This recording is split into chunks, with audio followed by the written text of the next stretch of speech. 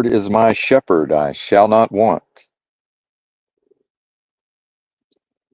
He maketh me to lie down in green pastures. He leadeth me beside the still waters. He restoreth my soul. He leadeth me in the paths of righteousness for his name's sake. Yea, though I walk through the valley of the shadow of death, I will fear no evil, for thou art with me. Thy rod and thy staff, they comfort me. Thou preparest a table before me in the presence of mine enemies. Thou anointest my head with oil, my cup runneth over. Surely goodness and mercy shall follow me all the days of my life, and I will dwell in the house of the Lord forever. What's happening? Benton here.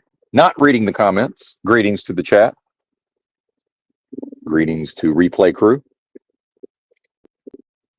Here we are. The Royal We. What is today? Wednesday? Wednesday morning, July the 23rd, as I speak from the back seat of a Nissan Versa hatchback parked on the streets of Los Angeles with the ghetto birds flying above me. Increased helicopter activity in this section of late. I have yet to see a raid with my own two eyes as far as the La Migra immigration type stuff. And I took a look at the free side of StreamYard, and when this stream began, it was 40 minutes left on the free time, the 20 hours. And I would say there's a pretty strong possibility after. So, hang on, I'm burying the lead. So this will be the last stream unless something unforeseen occurred. The last stream on the free side. And I would say, you know, if I'm inclined to keep yapping in the mornings, there's a decent possibility that I will choose to give StreamYard $45 or whatever it is that they would like for another, you know, for another, a full month of streaming. Bear with me while the brain shifts out of neutral into a forward gear, perhaps. One moment. Had to hit the cough button there. And so I did a lot of e-begging last time I was in Los Angeles. You know, on the heels of everything I've been speaking of, all of these revelations, the true knowledge of self. I'm, you know, certainly not above. Benton the performer is certainly not above asking for money, and people have been quite generous in the past. And if somebody wanted to pay for a month, apparently Google Pay works, and I'm pretty sure I could receive like a Google gift card, like a Google Play card for $50 and pay for it that way. And we have the Cash App and the Venmo if anybody's so inclined. My email address is down there. It's really probably better if folks contacted me if they're so inclined. If not, it's, I mean, I don't know what difference will be made. So that's there if folks are interested in such endeavors. If not, no worries on that account. I myself am having trouble finding it difficult to motivate myself to do much at all, rather, other than the basics, which is, and that's because of the stream title, which is a game of lies in a world of death. And you know, that struck me, and I almost wrote it down. I was, you know, laying in the fetal position in the back seat here. You know, I'd been awake for a while, and relaxing, receiving the healing. You know, even more healing of the tissues and the stagnated energies, as discussed previously, and managed to avoid being spiritually attacked upon awakening at the level of running out of money. And without the other words, you know, lacking other terminology, you know, thinking of my own nature, or, you know, what may be referred to as God, right? Not saying that I am that. Clearly, Hello, my baby. Hello, my darling. Hello, my ragtime gal. That's Benton the performer, right? Shucking and jiving and tap dancing, all over the stage here, doing a performance. Uh, the performance of the running of the yap, and certainly, that would never be confused with the most super intelligent force of love and creation possible at the highest levels of vibrational frequency, a quickening spirit. That's what I know my true essence or nature to be. And at times, um, that's what folks may be referring to when they use the God word. I would say more often than not, that's not the case. It's more of the idea of a humanized man in the sky, the so-called Heavenly Father, and that's possible too, right? I'm not. How would I know? I could be wrong there, uh, and I'm certainly open to changing my mind. Does not seem to be the case. Some may say yes, the image and the likeness and such. And again, lacking the IQ, some of this is above my pay grade anyway, and I'm not here to cast aspersions, on the Bible necessarily, but it never really made sense to me. After I transcended the limitations of being born into a cult that shoved certain biblical, uh, ideas down my throat 4 days a week for the until about age 16. In my case, from 14 straight years of indoctrination into a cult, via the Bible, right? And there's no need to debate, the potential validity or invalidity of the Jehovah's Witnesses with respect to the Bible. There's really no need to go there. I mean, they wrote their own Bible, lest we forget. Of course, isn't that the case with all of the other Bibles? Somebody wrote their own Bible. And again, this is not a Bible channel. These have been the pertaining topics lately, and I expect to continue on in this vein until things change. But yes, this stream title came to me, a game of lies in a world of death, and that's what I really am. As more and more of my own conditioning and brainwashing, and what I've been indoctrinated to see this realm or this place as, this again, vacuous, delusory, adversarial realm of business transactions. That the game of life, if anybody's heard of the so-called game of life, there was a board game, life, and then just the concept of a game of life. Well, that's a game of lies. That the game of going to university, going through school, going off into the corporate world, attempting to find a romantic partner, having children. The entirety of those processes, the entirety of whatever through line narratively runs through all of that. That's a game of lies, and it's a game of lies that's occurring within uh, a world of death. This world. The idea of be in the world, not of the world. Well, let's break that down. Be alive and not dead. Because in this realm, that's the choice. The choice in each moment is to identify with the most super intelligent force of love and creation possible at the highest levels of vibrational frequency, which represents all that lives or has the potential to live. Okay, all that lives and has the potential to live. Oh, this place is a world of death, an animated world of death, animated uh, with via delusion, right? Via delusion, animated by the creative force of the most super intelligent, force of love and creation. That's what is the fuel. That's the energy. That's what's making all of this happen. But for whatever reason, seemingly on behalf of antithesis, and I've explained in depth in the past how that could work using the book of Job from the Bible, mostly chapter 1, and going from memory. So if anybody's unclear about that, I have yet to go back and restudy Job, the book of Job, and then tie-ins with my remembrance, my memories of Jack from the story Jack and the Beanstalk. Um, so this is a lot of things that I've come up with, and then again, these epiphanies have been, have accrued to me via this true knowledge of self, whereby I, um, in sublime fashion, became aware of exactly what it is that I am, right? And then the moment I knew that, and with this nature, with this realm existing at the inverse level, so what I am in this scenario representing life and all potential life, well, the inverse of that is death and all potential death. And that's this place. This is the world of death.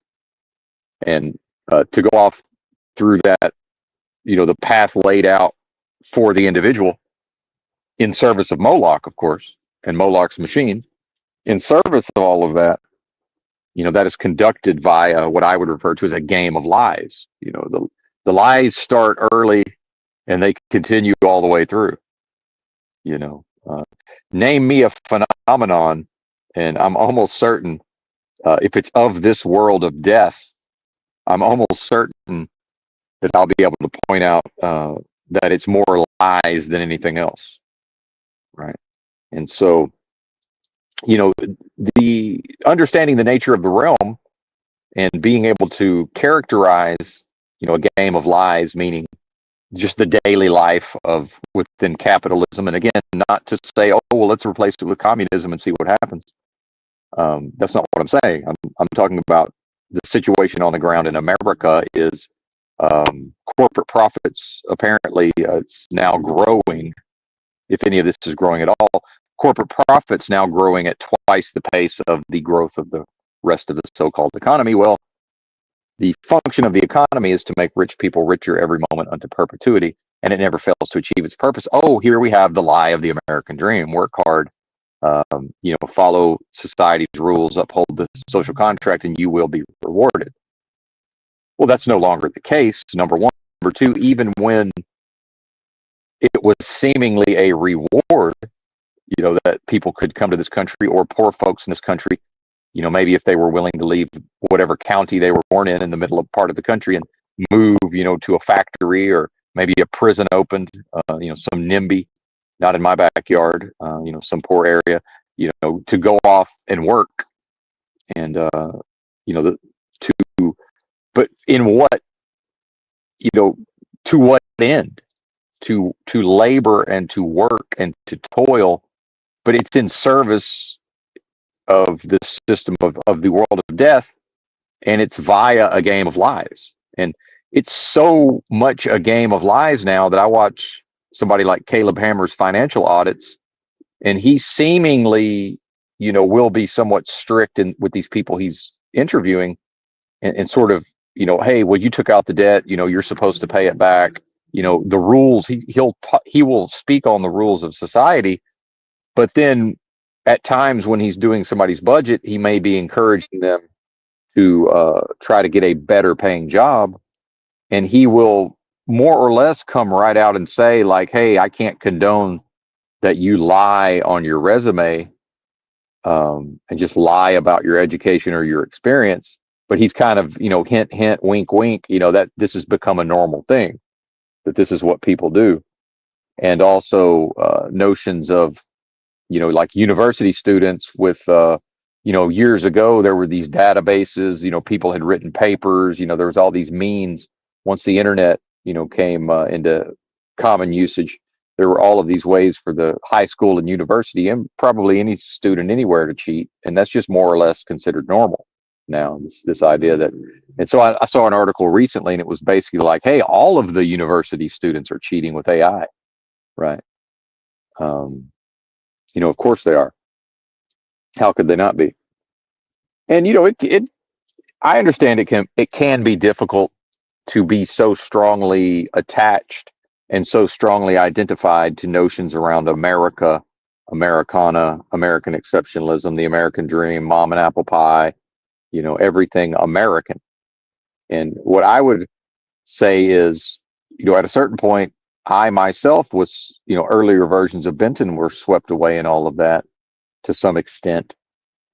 And, eventually with the gift of hindsight, after many years of practices, spiritual practices, and walking around, hours a day thinking in deep thought, coming to the conclusion that, well, if all of that is the actual truth, if all of that was actually correct, what was the reason for the system so strongly promoting those ideas? And especially the morality of America based on being a so-called Christian nation, that perhaps above all, and lest we forget the idea of the Bill of Rights and, the so-called civil rights. Well, people say, oh yeah, Amendment 1, freedom of speech. Well, that's not the first right laid out in the First Amendment. It's freedom of religion, right? Freedom of religion.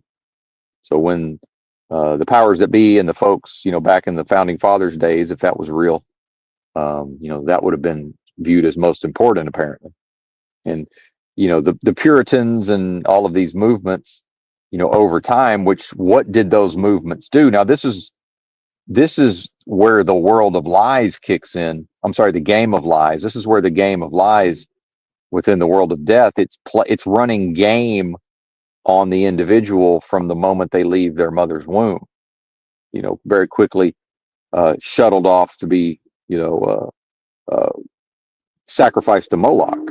And then, this is, within this game of lies, is to be told all of these things.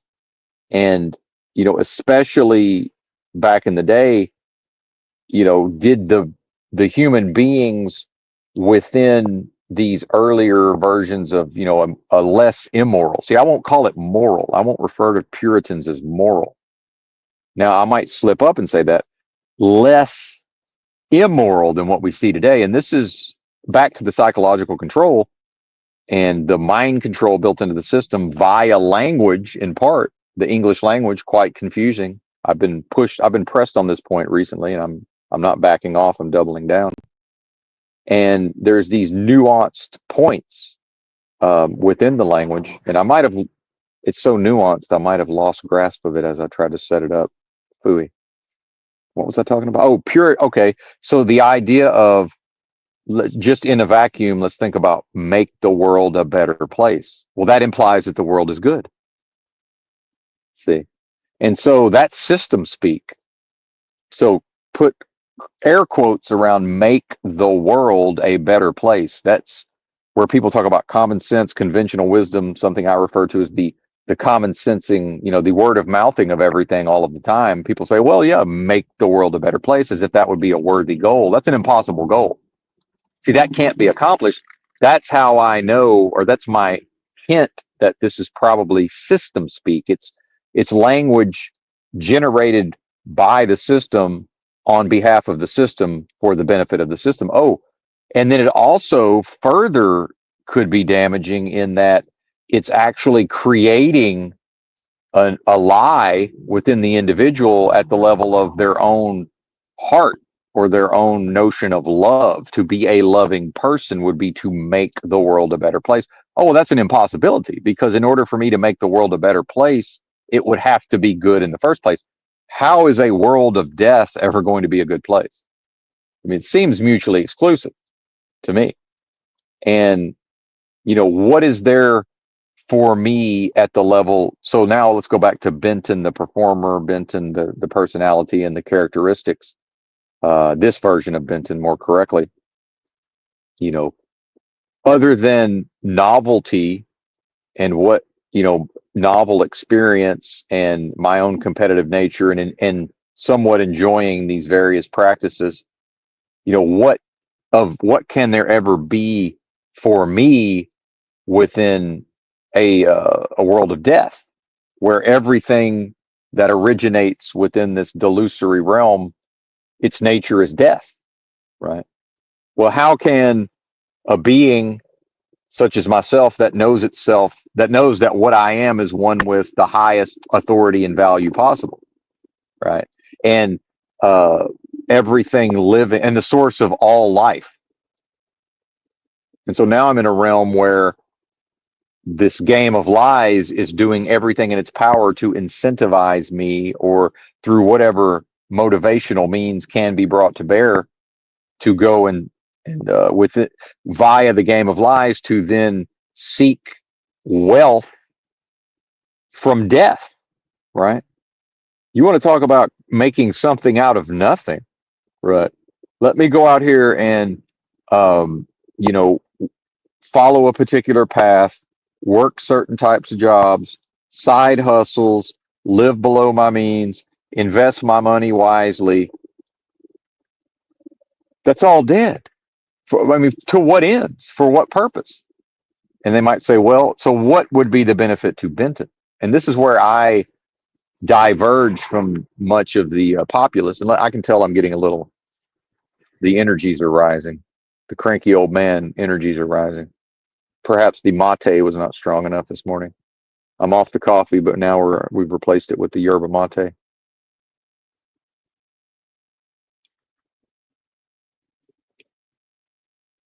I'll tell you what is here for me is exactly what has always been here for me. And the lesser evolved, the normied out earlier versions, the oblivious versions, the earlier versions of Benton that wanted to please the parents, and that by extension wanted to please the system, that wanted, uh, on some level, right, for everyone to be happy and copacetic, and all of these things. Um, and again, an impossibility. How is this even accomplished? How can a being whose essence or nature is of the highest authority and value then go to a realm that's of such low value that I'm now at the level I've risen to within my own sphere of influence, or energy sphere? I think energy sphere might be more appropriate. Sphere of influence is apparently such a common term, but it's applied externally. I probably need to rework that, but we'll get there eventually. So, correctly speaking, what is there for me to value here? For the being who already has it all, right? What now? Um, so that's been interesting. But back to these nuances. So with the Puritans, myself, when I began to think of the Puritans, I said, well, okay, that was a moral society, right? No, it wasn't. It was a society that was not as immoral as present society, because make no mistake, there's no such thing as a moral society in a game of lies within a world of death. There's no such thing. There never has been. There's never been a single society of man that was moral. It's never happened.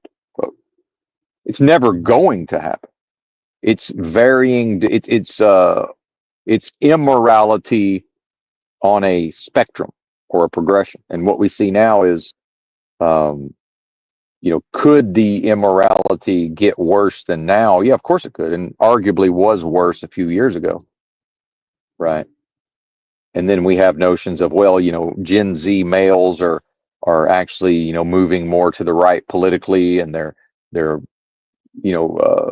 Christianity and church going has been on the decline for many, many years, if not decades. And this idea that, well, but just the males of Gen Z, are going, unlike the gals of their same age, are going to, right wing politics and the Christian religion. And then, apparently some of the Gen Z girls, or young women, and some of the millennials too, are also following suit.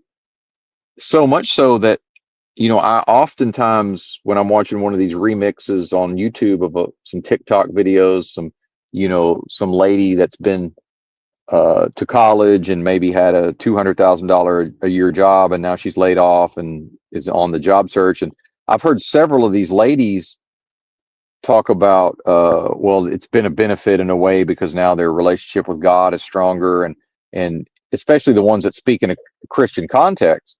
And again, I'm not a Christian. I've never agreed to follow that book in its entirety. I will choose what portions to follow and or not follow in a given time frame, because if there's a judgment like the Bible says, and I'm not saying that there is, but I'm voting with my feet, meaning my salvation can never be your salvation.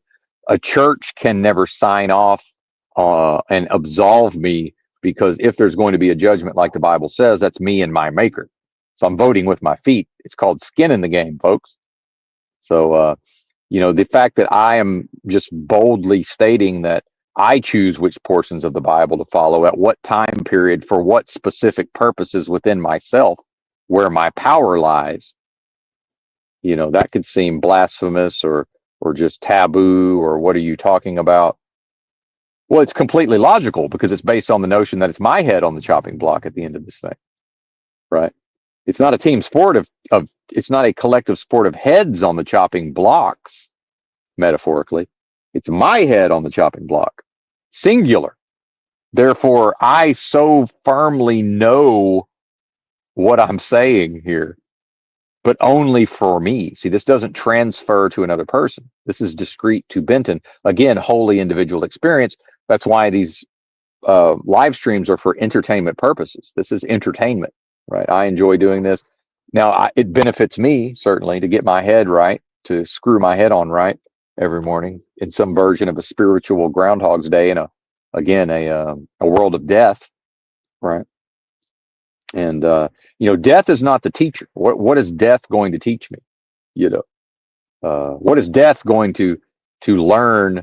The highest source of authority and creative force and love. And again, not bent in the personality, not bent in the psychology, not bent in the performer or the performance, right? Bent in at his core essence, or the core essence of the being who's speaking, right? But so when I hear these ladies talking about this, and for several years I've noticed this, every once in a while a lady in her 20s would mention God and Christianity and being a Christian, and then even some of them sort of preaching, Jesus or biblical principles. Well, my first question is, where's your husband? Where's that man you're submitted to, little lady? Because the books say you got to go get you a husband and submit to him. That's what the books say, right? Or wait for the husband to come get you. And again, I'm not a Christian. I'm not pushing the Bible. I'm reminding the people who are actually brainwashed enough. So these women I'm speaking on are so brainwashed, and they're so strongly identified with this realm of delusion, right? And this world of death, in the context of the game of lies, that they actually believe that they're Christians. Well, okay, woman, the books say go get a husband and submit to him and raise the children and all of this. So off you go. And I'm pretty sure that's not going to involve uh, you know, higher education and corporatism, climbing the corporate ladder. And as we see, and I'm not the one that came up with this concept, but there's a content creator that I've been listening to quite a bit lately, and the channel's hats flying, I think, or hat flying. He's probably somewhere on my community tab, my post tab, and also known as DBDR. But see, a younger person, either a millennial or a Gen Z. I'm not exactly sure. I think he's in his mid to late 20s. At some point, I'm going to have to figure out when is the cutoff between millennial and Gen Z, but I think he's probably Gen Z. And he's been quite insightful. And so I want to credit him with whatever in the world I was about to say, and I've probably forgotten what it was. But I don't want to pass that idea off as my own, but I suppose I will have to digress out of necessity. And there is also a playlist that's made public of a bunch of his old, somebody re-uploaded a lot of his old stuff that's no longer available on his main channel or whatever. If anybody wants to check it out, I found it quite interesting. The so-called generation gap is a thing for sure. And again, if we had Christians practicing their religion, wouldn't there be a lot of assistance for Gen Z? Wouldn't there be a lot of people attempting to not even sympathize, that's not the right term, but people trying to understand from Gen Z's perspective, right? because Gen Z understands that this world, that the game of lies Gen Z is asked to play is a very different game of lies that boomers were expected to play at the same age. Mm. And boomers, being so ran through by the system, they and so enslaved psychologically that they're so strongly identified with the delusion and the realm and the lies themselves, right? And the way they were taught, okay. And the again, the constant word of mouthing of everything. Well, the boomers lived based on the conventional wisdom, the common sense, the word of mouthing, and it sort of kind of worked out for a lot of them, although mostly in the earlier years. As we see, the twilight years of the boomers, it's not the blooms off the rose, economically, certainly.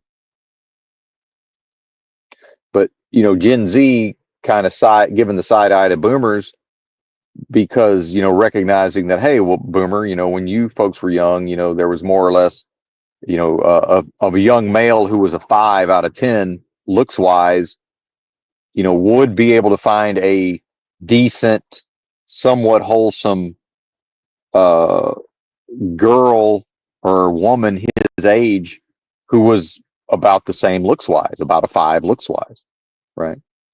That's over. See, Gen Z will explain it, and the boomer doesn't understand because the boomer will just scratch their head and say, "What are you talking about?" So this DBDR fella, hat flying, he's, you know, living this life as a very patient, tolerant, understanding person, seemingly, and his boomer mom is constantly, and his father is like, "Hey, you got to get out there," because that was the word of mouthing and the common sensing when the boomers were in their 20s, you know, and everybody, like I've famously talked about,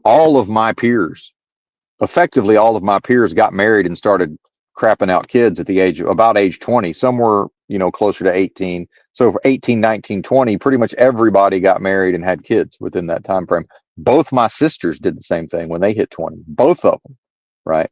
And this is the most normie thing of all time back then. See, things have changed, right? Gen Z goes to high school and then graduates, and 2 years go by and they don't look around and realize, oh, everybody I went to school with got married and had kids. Yeah, a few do, right? And now some maybe had kids in high school, unwed mothers, the whole thing, but it's a very different environment. Well, the boomer, being so identified with their own programming, and again, back when the boomer was 20, if they were down in the dumps because, oh, maybe there was a breakup, or, oh, where's my girlfriend? Everybody else has a girlfriend, or vice versa. And it's like, hey, you got to get out there. Like, hey, how can you expect that they're not just going to come knock on your door, right? Well, it's 2025. Everybody's got a smartphone, and if it's a 19-year-old young woman, uh, the entire world is knocking at her door. What are you talking about? So when the Gen Z male is told, well, go out there, and he's foolish enough to go out there, there's nothing out there anymore. There's just simply nothing there other than young gals who have a phone filled with men, right? And males. Nobody had to go to anybody's door. Nobody had to, well, I'm sorry, that's the wrong analogy. In the boomer time, it was, hey, you got to get out there and socialize. You can't fall into a depression. You can't fall into, you know, um, what would be described as an actual fucking incel, right? You can't do it. Was sort of, society would kind of not allow that. Society would sort of pick up the person, and then probably there was, eventually down the road, there probably was a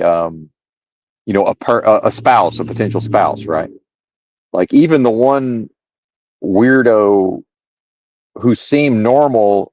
So I went to college with a guy, and he seemed normal, except, every once in a while, his weirdness would kind of leak out. But then when he got drunk, and he would get drunk every weekend, he would get as drunk as possible. And then, his freak flag would fly, right? And you could, okay, this is a weirdo, right? But conventionally not ugly, right? In college, checking all of the boxes, right? Um, but it took him until like age 24 to actually, seal the deal with a young lady, right? But even he was able to get married, by like age 26. Again, to what the kids now called his looks match, which really isn't quite his looks match because back then for males it wasn't completely physical looks. Like attractiveness was actually more tied into other things. I'm seeing now, especially based on how people react to me, that society's now changed somewhat, and that the actual physical appearance of the male actually is way more important than in the past. It used to be that it was the ladies, were going to be the most concerned with their looks, because the males, there were other things involved in being viewed as attractive, right? Um, and then in the modern, in what we have now for the young folks, it seems to be, the idea that the male needs to check all of these boxes, some version of a Chad or a Giga Chad, and then on top of that, it's the facial attraction, right? Which again has always been a thing, but for me, um, back in my day, it was a foot in the door and nothing else. It was like, okay, well, some girls, and young women. I think I'm trying to stop saying girls with the current climate, but some of the young women, like when I was in college, especially, all it was a foot in the door. Meant, yeah, there were young women who would either introduce themselves to me, or we would run into each other, and then they would make some kind of pretext of inviting me over or whatever, right?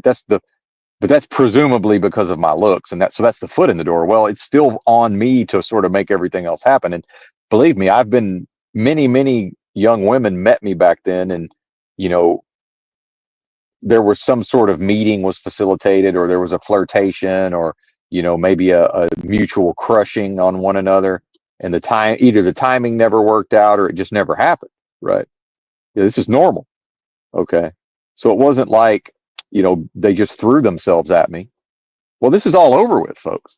Except what you have are the Giga Chads just get to bang whoever they want. And then even if, a lady may be viewed as, oh, well, she's just like a 6 or a 7. It's like, yeah, but Chad's still going to bang her at some point. Right. So, look at what society's become just at the level of dating and relationships. So then you have somebody like this DBDR fella who both of his parents are projecting onto him that what he's experiencing in life must be the exact same experience they had. And back then, even the people who were viewed as losers by society still were able to find mates and procreate if that was what they wanted to do, and have jobs and all of these things. That was still possible. It's so much so that my famous example was, if you look at the original movie Caddyshack, and that involved young people, and I think many of whom were underage, even the guy who was the biggest loser of all socially, the rich kid, had a girlfriend. He was in a relationship, and almost all the males in the movie had girlfriends. And there was a couple of guys, part of the plot moving forward was there was a couple of guys, trying to go find their girlfriend. Okay. And which is the way it's always been. So that was the world of the boomer. So the boomer is scratching their head like, hey, what's wrong with our son here? Oh, well, just get out there. You got to get out there. And then at a certain point, DBDR, the Gen Z, he's just looking at his parents going, tell me where to go and I'll go there right now. Like, cause he's not, scared of rejection, apparently. He's like, just tell me where to go. I think he does probably use alcohol though to get the boldness to actually, talk to people at times. I'm speculating, but and and these boomers, they can't relate to that because when I was, and I'm considered a boomer, and I'm at 50. I'm old enough to have a kid, a Gen Z kid. Hell, I guess even a millennial. I'm old enough to technically have a millennial. So when I was 15, 16, 17, I could absolutely go to the mall on a Friday or Saturday night, and it's packed with kids my age. That's over, folks. Now, somebody say, "Oh, well, that still happens in El Paso, Texas," or that's fine. Yeah, there's still places where the mall is full of young people on a Friday or Saturday. That's the exception to the rule, right? That's no longer normal. That's no longer expected, right? If the mall's even still operating, right? If the mall's not a ghost town, then uh, most of them do not have big crowds at any point ever, right? That's the reality. So in the boomers' mind, so the actual boomers, shopping malls weren't really a thing when they were socializing, when they were, being growing up. Again, game of lies. So that word of mouthing of, oh, you just got to get yourself out there and find your person and all of this. Yeah, that was the game of lies, right? The system of lies. That's what served the system, see, within the game of lies, right? So the fact that, oh, well, there was a time in history when this was possible, well, that doesn't mean that that was true and valid, right? No, that was a game of lies, temporarily sort of taking advantage of something that would be viewed as less, again, not good. See, that's the nuance. Something that would be less horrific than what we have today. It's more horrific that the young males, a lot of them, can't just. There's no option for them for to have a girlfriend or a potential wife. A lot of them is just simply it's not going to happen. Now, if they're willing to go earn a certain amount of money, if they're willing to be domineered over and browbeaten and beaten down and whittled down to a little nub and used up for their resources, that was never an option for me, for Benton. Benton, what Benton is not able to, that can't ever happen. Um, yeah, if they're willing to sign up for some version of that, to get treated horribly and abused, then yeah, perhaps eventually, after being treated very horribly, they will find a lady who will tolerate them under the proper conditions, right? And society, the game of lies says this is perfectly fine. See, the game of lies validates this and says yes, because this is what now serves society is the female domination, right? Now people say, what are you talking about? Female dominated society? What? It's male dominated. Well, no, it's not. If the CEOs and the politicians and the so-called, and we call them the ruling class, but it's actually the people administering. It's the and this thing might cut me off. I have no idea. We're now actually past the time limit, so just be aware that if I get cut off, it's because we've run out of StreamYard time. I don't know, but so actually, I view the politicians and the corporate executives and the apparatchiks of the government and all of this, the unelected apparatchiks. That's all the people who are administering or the administrators. Well, all of those people,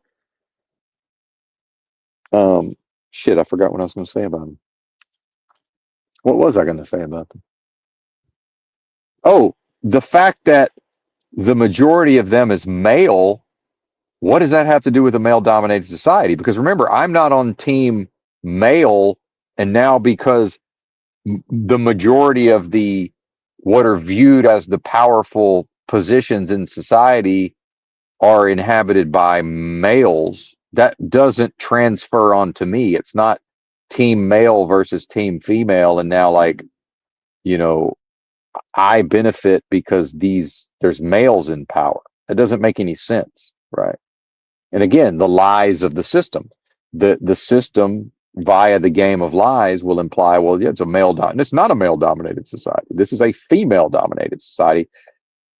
And what I mean is boots on the ground, common folk in the physical space or the cyberspace by now, right? It's female dominated. It's not male dominated. It's not, it's only, you have to continue to go up the hierarchy and the power structure to find the male dominated aspects, right? Which doesn't benefit me whatsoever. I don't share in the spoils of, Jamie Dimon climbing the corporate ladder and becoming, one of the most powerful people in banking. Well, because he happens to share my biological sex, no benefit accrues to me. And so the lies that have been told to these young women is for them to go out and compete and climb the corporate ladder and outcompete men, right, and males. But the fact is, if it's only males competing for the high positions and I make it to middle management and can't ever advance any higher, what is the relevance to me that the person who made it all the way to CEO and that was my goal and I never get there? What does it matter that that's also a male? It doesn't makes no difference. What if a woman had managed to make it all the way there? Well, in a vacuum, from my perspective, all I know is I wanted that job and was unable to attain it. What's the fucking difference? That doesn't then mean society is male dominated, right? That's a bridge too far. Meanwhile, like what we see in the areas that women do go into earliest, like law, you now have, well, and education itself is female dominated. So they say, Benton. So people say, what do you mean a female dominated society, Benton? Well, number one, you got 3 women get a bachelor's degree for every 2 men. And I understand people will then say, oh, well, um, that may be true, but then, um, you know, what good is a degree anyway? It's just a piece of paper. Hey, that's a Coke, man. And I understand that people want to dismiss this idea. The reality is, all of the administrators of this game of lies in this world of death, everybody administering in these so-called positions of power, they all have degrees, folks. They all have degrees. And now we have as many female lawyers as male lawyers, right? And I think if you look at law school, there's probably more ladies in law school, I suspect. I don't know. I'd have to look it up, right? And also, female dominated society, well, there's this idea of, oh, well, there's a wage gap. Women as a group earn less money than men as a group. And that's probably true. However, unmarried women who don't have children who are in their 20s make more money than their male counterparts, meaning unmarried males in their 20s without children make less money than an unmarried woman in her 20s without children. So when you take, and that's the most common, right? Isn't that now probably the most common arrangement? Unmarried with no children? Isn't that now at least 50-50? I mean, I haven't checked the statistics. Now, in boomer times, by the time a woman was 26 years old, that was the majority of women at least had children by then, the majority. Now, that may still be the case. I'm not exactly sure. But what is society? What's the game of lies promoting? The game of lies promotes to women, you can have it all, and then you'd be a fool not to go off to university and then go into climb the corporate ladder. And then as we see, and this was the idea I got from DBDR, that this is why I brought him up, is because he mentioned that it seems like women are way more adaptable to this, postmodern or modern society, right? This post-industrial world.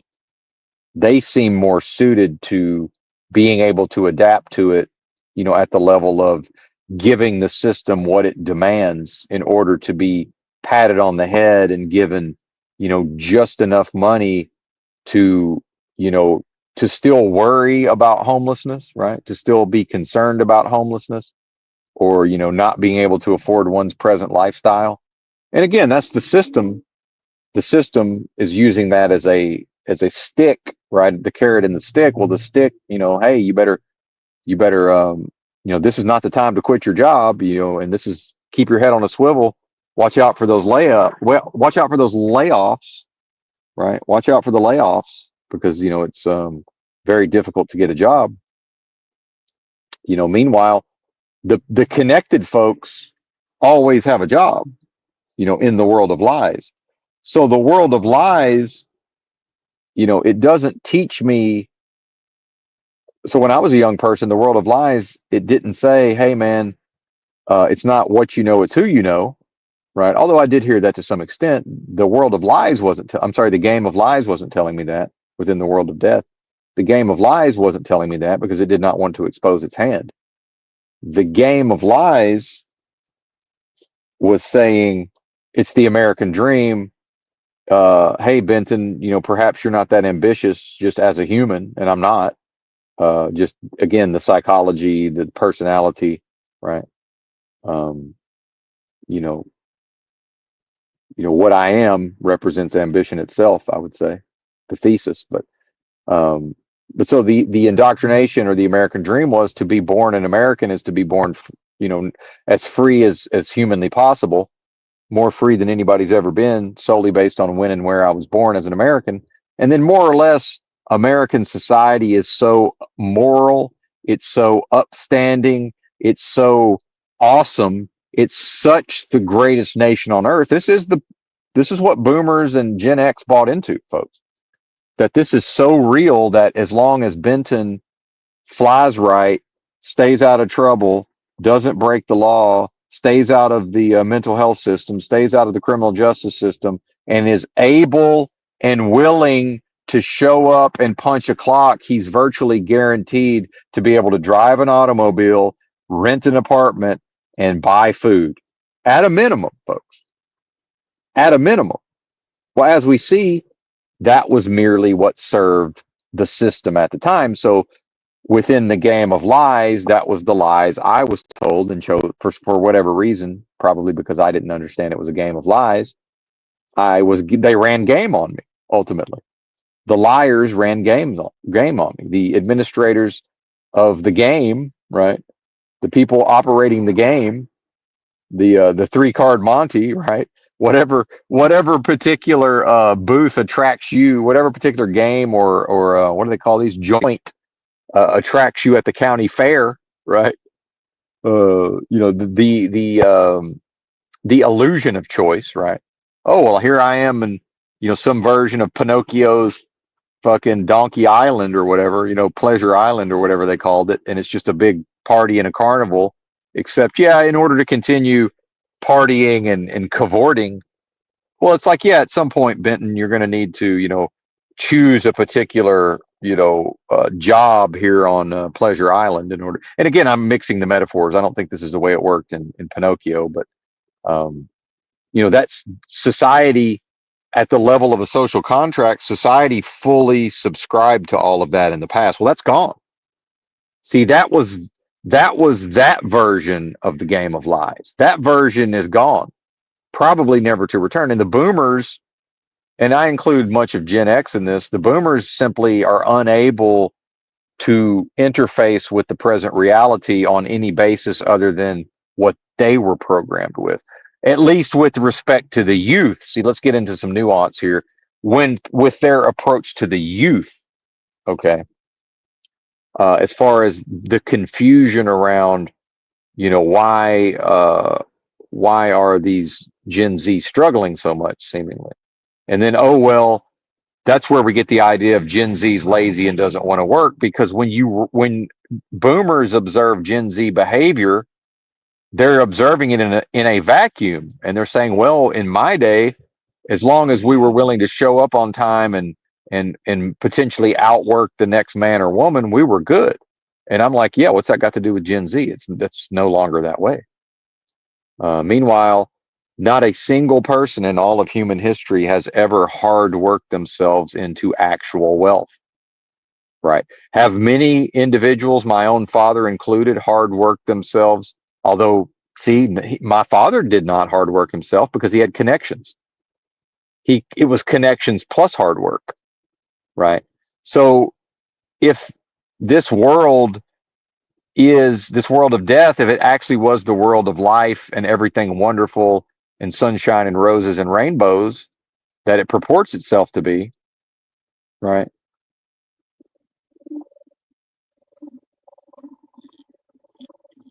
Things, and I kind of lost my train of thought there, but um,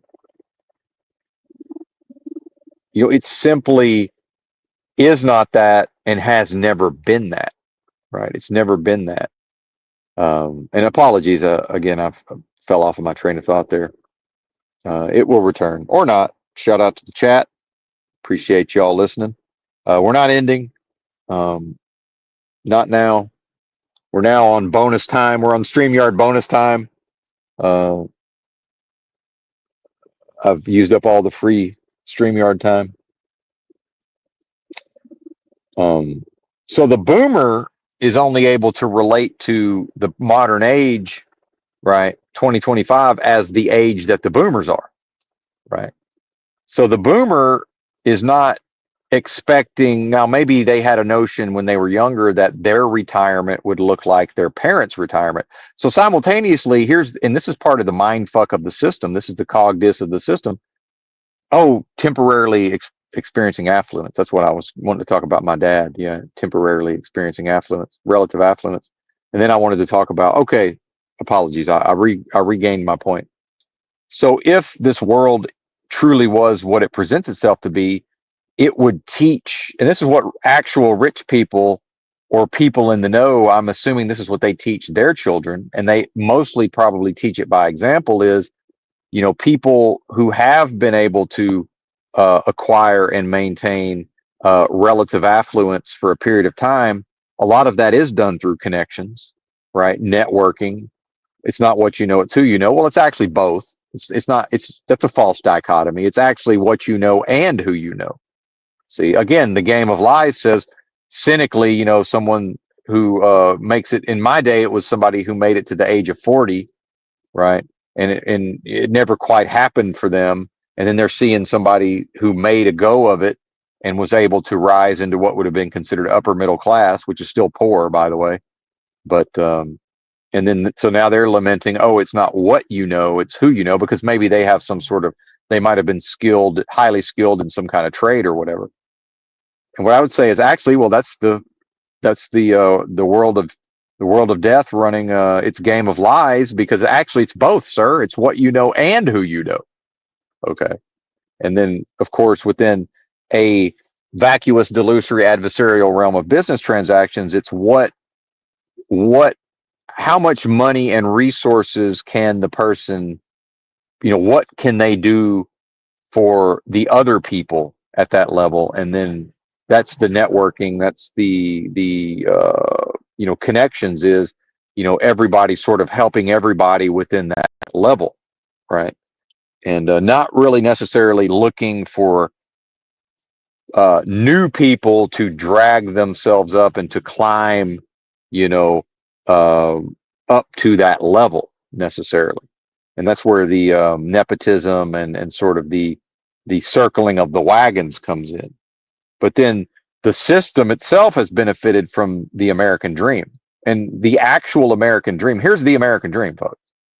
The American dream is anybody who's desperate enough and can physically get their ass to the United States or is born here, but for whatever reason is driven and desperate enough to do the most work for the least money under the worst conditions while living under the worst conditions, right? This is the idea of 15 people in a 3-bedroom house or whatever, or whatever that is, to live under the worst, least comfortable um, circumstances, and then to save every penny, right?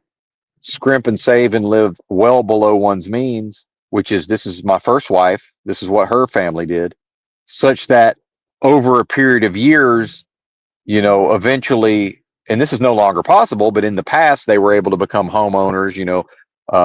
My first wife's Vietnamese father, who was not, fluent in English. He could understand it, but he was very difficult to understand when he did try to speak English. Well, this man was a homeowner and bought his daughter a brand new car, when she graduated high school, right? Because that's what he wanted to do, you know. Um, and he was able to do that by the means I'm describing here. See, and then culturally, they're all about giving all the resources to the children while they do with less.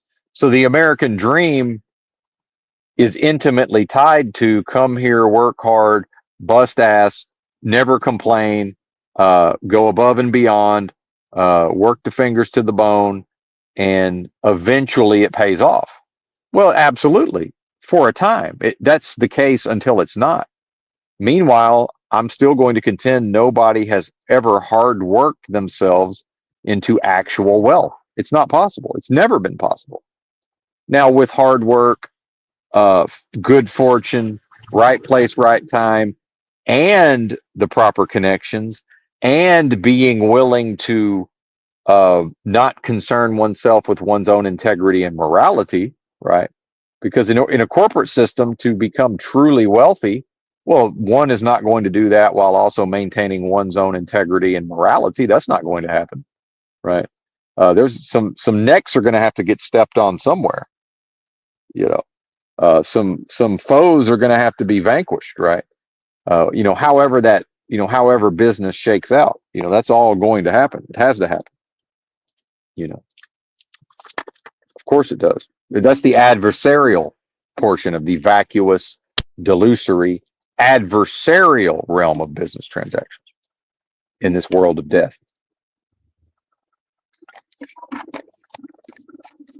And this is where the common sense gets us. See, people say, "Oh, it's common sense." Well, if common sense was a thing, why couldn't people use common sense when I was a child and realize, hey, this is a talented person, and he's very mentally agile and quick and all of these things, but we can see that uh, obvious things just he misses a lot of obvious points, right? Meaning there's things about this world that everybody seemingly knows and understands, and he doesn't. But he has potential connections.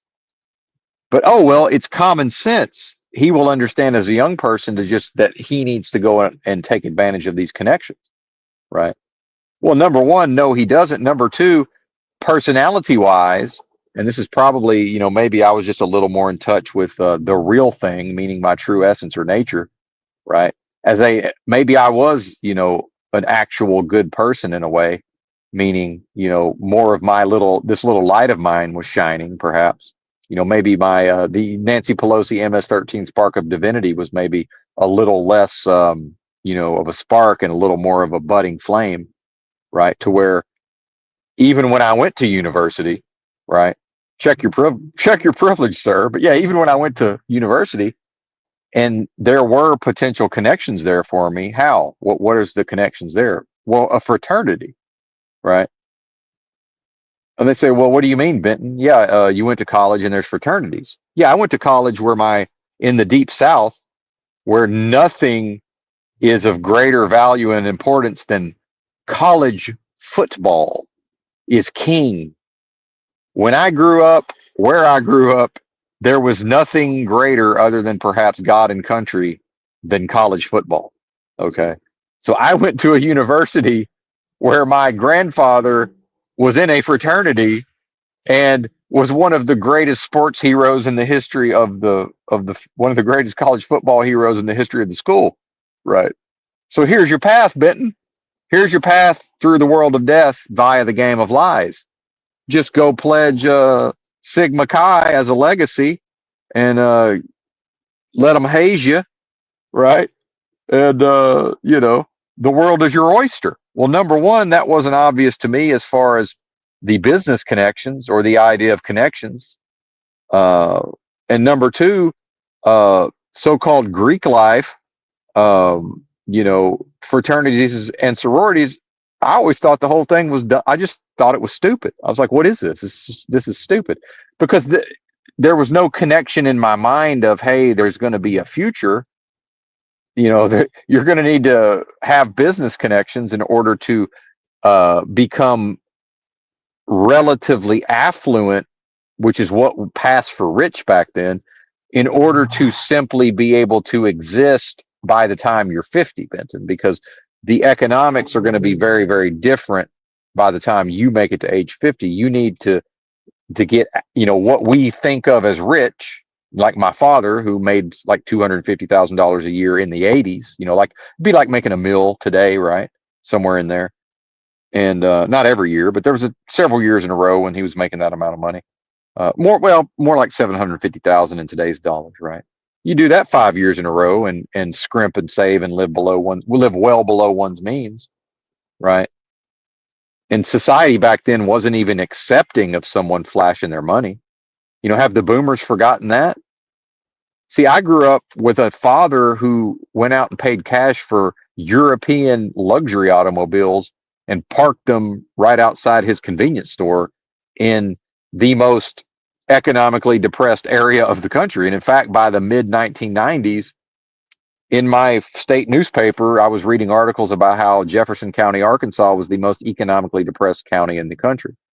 And so I know from the reactions of the people to just the car my father drove that it wasn't really socially acceptable. And my father, probably oblivious to this, and somewhat like I'm like him in that way. Well, I don't give a fuck if I like Volvos and I make enough money to go buy a brand new Volvo, and I don't really have hobbies other than fishing, and for some reason I'm into Volvos. I'm gonna go buy me a brand new Volvo, and anybody that doesn't like it can kiss my ass, right? I mean, that was the attitude. But, so I understand looking back on it, it wasn't really socially acceptable to flaunt one's wealth. Well, now with social media and the further degeneration of society, now that's seems to be the major goal of pretty much all the young folks. And I'm being a bit hyperbolic, but it's certainly not poor form, to have some sort of a social media following involved with, showing off one's muscles and the car one drives and the house one lives in and one's ability to earn a living. See, it's very different climate. And the boomer is simply unable. The boomer, when they look at Gen Z, the boomer's only able to see Gen Z through the eyes of the boomer when the boomer was 20. See, they can't relate to, because they have no frame of reference for how they would behave if they were 20 years old or 25 years old in the current climate. They can't relate. And that is the generation gap. They're unable to relate. Now, people say, well, why are the parents, why are so many parents allowing Gen Z to live with them and, paying their expenses and all of this? Well, I'll tell you why. That's the self-esteem movement.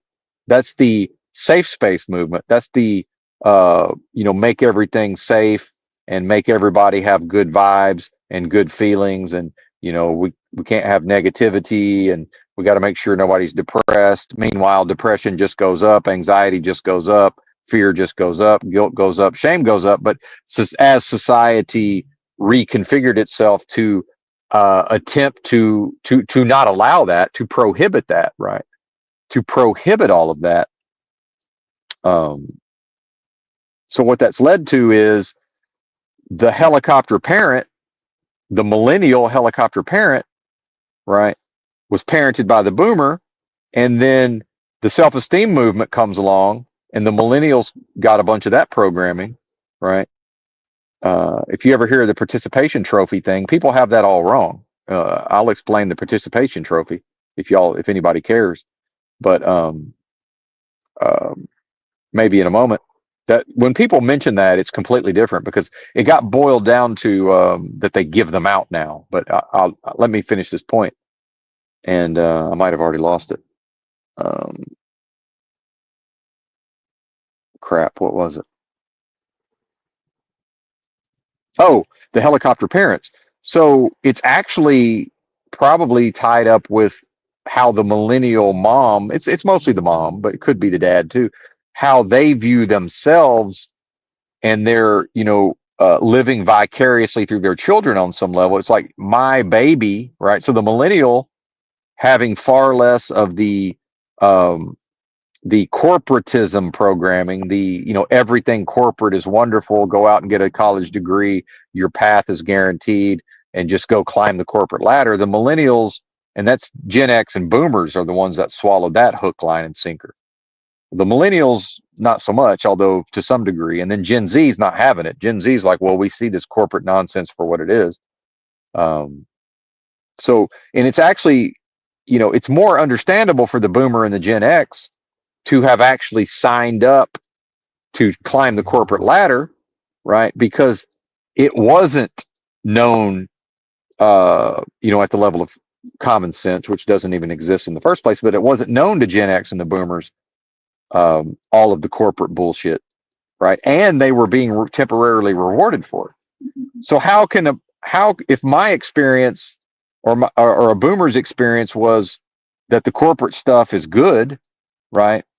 And that they then went off into the workforce under those notions, how can they expect the same behavior out of their Gen Z children or their Gen Z grandchildren when the Gen Z grandchildren are on they're all on social media talking to each other about the corporate hellscape and how they're expected to slave away for wages that won't even pay the bills in the first place. And then the millennial helicopter parents are like, well, yeah, not my fucking little Johnny or Susie. If the millennial has the means, they're going to say, hey, just stay here with me, and if whatever spending money you want, you go get a job, right? Or hey, those jobs are so demeaning, and maybe mom is a lawyer and making 500 grand a year, and she's like, fuck it, just live here, or and I'll pay your way, and then make whatever money you can on TikTok, and maybe drive Uber a couple of days a week. See what I'm saying? The gig economy. It's not going to be too long. How many more years and generations before it's finally just normal that nobody's ever had a job in a generation? You know, because Gen Z, it's still more normal than not that they have jobs, right? As much as we say, oh, they're not willing to work and they're lazy. Well, no, the majority of them that are, you still have more of them. By the time the dust settles, the majority of them will have work jobs at some point, right? And then we can debate, whether or not that was a real job or whatever. But that's going to come to pass. So at what point does the generation come along and it's actually abnormal to even have a job at all? Like, that's going to happen, folks. There will be a post-employment America. A post-employment America is coming. And this is it's always a transitional phase. And back to the Puritans and this idea of when I say it's the nuance is, I can't refer to Puritans as a moral society. It was simply less immoral in comparison to present society, less immoral. And here's how America was never the greatest country. And actually, there's probably no such thing as greatest country. And America has never, ever in the history of America since its formation has never had a proper society. And what do I mean by that? Because a proper society would never, ever have the capability to devolve into what we have today. The fact that society has become what it now is proves that this is what society always has been. It's on a progression, and the progression serves Moloch and serves the system, right? Via what? The game of lies, where in the world of death, which only exists within a delusion, right? So back to me for a moment, back to Benton. Hello, my baby. Hello, my darling. Hello, my ragtime gal. With Benton now unlocking the achievement within the simulation, unlocking the achievement of true knowledge of self, what is there for Benton in this world of death? Well, death. That's all that's left. And don't believe that I have the option of checking out. Spiritually, it doesn't seem to be an option. So this is not a we don't need the hotline posted, and I'm not in danger, folks. I'm not a danger to myself or others, certainly. But the point I'm making is that's all that's left, right? When I talk about a black lady I heard somewhere on a TV program taught me that no, motherfucker, I ain't got to do shit but live and die, other than basic bodily functions. Well, again, I am the way, I am the truth, I am the life, meaning what I am, the capital I space capital A capital M, the I am, what I am is one with that force. And what Jesus is, or if you want to talk about what Jesus the man was, right? Well, at the core essence, same thing. An indivisible force, part of an indivisible force. And it's only even possible to entertain that notion of being a portion of an indivisible force. That only occurs within a delusion, a waking dream, a surrealistic waking dream. I'm sorry, a surrealistic, unreal waking dream. Only within a surrealistic, unreal waking dream can there even be notions of individuation discussed, right? Um, only within this framework can there even be an earthly Jesus. Only within this framework can there even be an earth. How about that? So it can't ever be, oh well, this man in the sky just out of his own great love created the earth lovingly, right? Because Benton was going to come along, and Benton, he loves him some Benton, right? Absolutely not. That is not what has happened here. No, hate to break it to you. I understand it's written in a book, dead words on a dead page, uh, uh, of a world of death. You want to say be in the world, not of the world? Well, the Holy Bible's of this world, right? And what does that mean in the first place? In this world, not of the world. It means to serve my own essence as master, meaning life itself, right? The source of all life itself, to bring forth and express my own nature, right?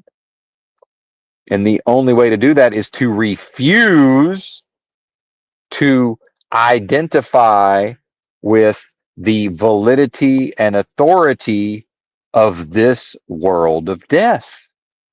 And if I look at all mechanisms, all phenomena within this world, every single one of them points directly in the direction of death.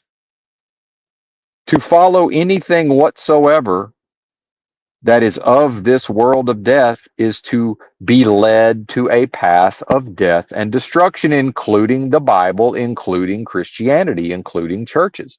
To follow any of that completely, right? Meaning, to follow the church is to follow what? Is to follow an elected leader or a hired leader or a businessman, also known as a pastor, who earns his living from what? Shepherding a flock, right?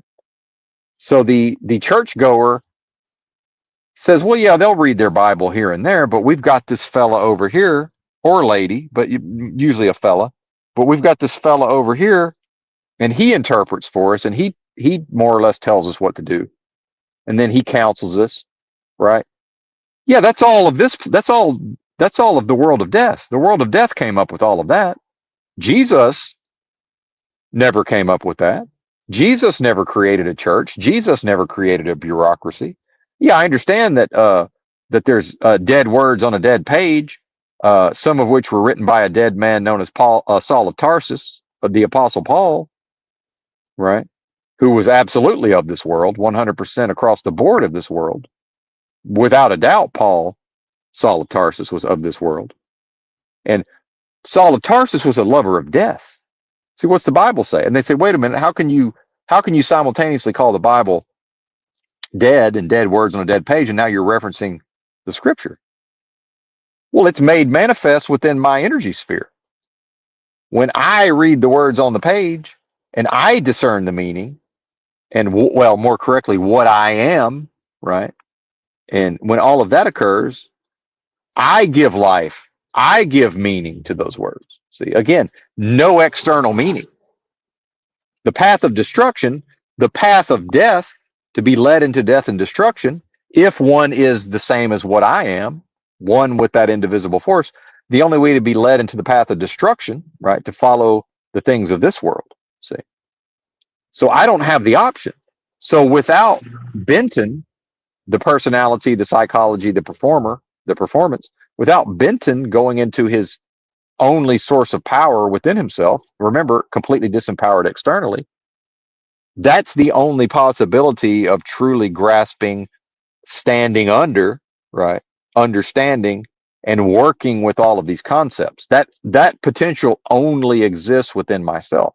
It does not exist externally. So the path of the church via the church can't ever be anything other than to be led into the path onto the path of destruction, or led down a path of destruction in a game of lies. So of course the game of lies, the same game of lies that says, hey, not only are you free, you're more free than anybody's ever been in all of human history, solely based on when and where you were born, and says, America, greatest country ever, American exceptionalism. The same system that tells all of those lies is the same system that tells all these religious lies, right? And these lies of church and religion, right? And salvation, right? Again, to paraphrase Thomas Merton, the Trappist monk, the enemy, antithesis, Satan, is happy to preach the gospel of the Lord, Christ Jesus, as long as antithesis or Satan is able to do it in Satan or antithesis' own way. Enter Saul of Tarsus. Enter Saul of Tarsus, the Apostle Paul, who absolutely did exactly that in the Bible. And that's how I know, well, can never be the divinely inspired word of what I am, which is one with the most super intelligent force of love and creation possible at the highest levels of vibrational frequency, a quickening spirit, because we have in the book things that do not align with that. See, it would have to all align itself with what? The nature of the source of all life, right? It would have to align itself with that. So back to I am the way, I am the truth, I am the life, right? No one comes unto true knowledge of self except through Christ consciousness. That's how I got there. That's how I got there. Not that that's a destination or an arrival, but hey, praise the Almighty, praise the Most High, right? In the name of Christ Jesus. And they say, well, Benton, you don't get credit for that. The church says, well, you don't get credit for that, Benton. The glory goes to the Most High. Oh, you mean that thing I'm one with? You mean that phenomenon, the greatest possible phenomenon that just happens to be what I am?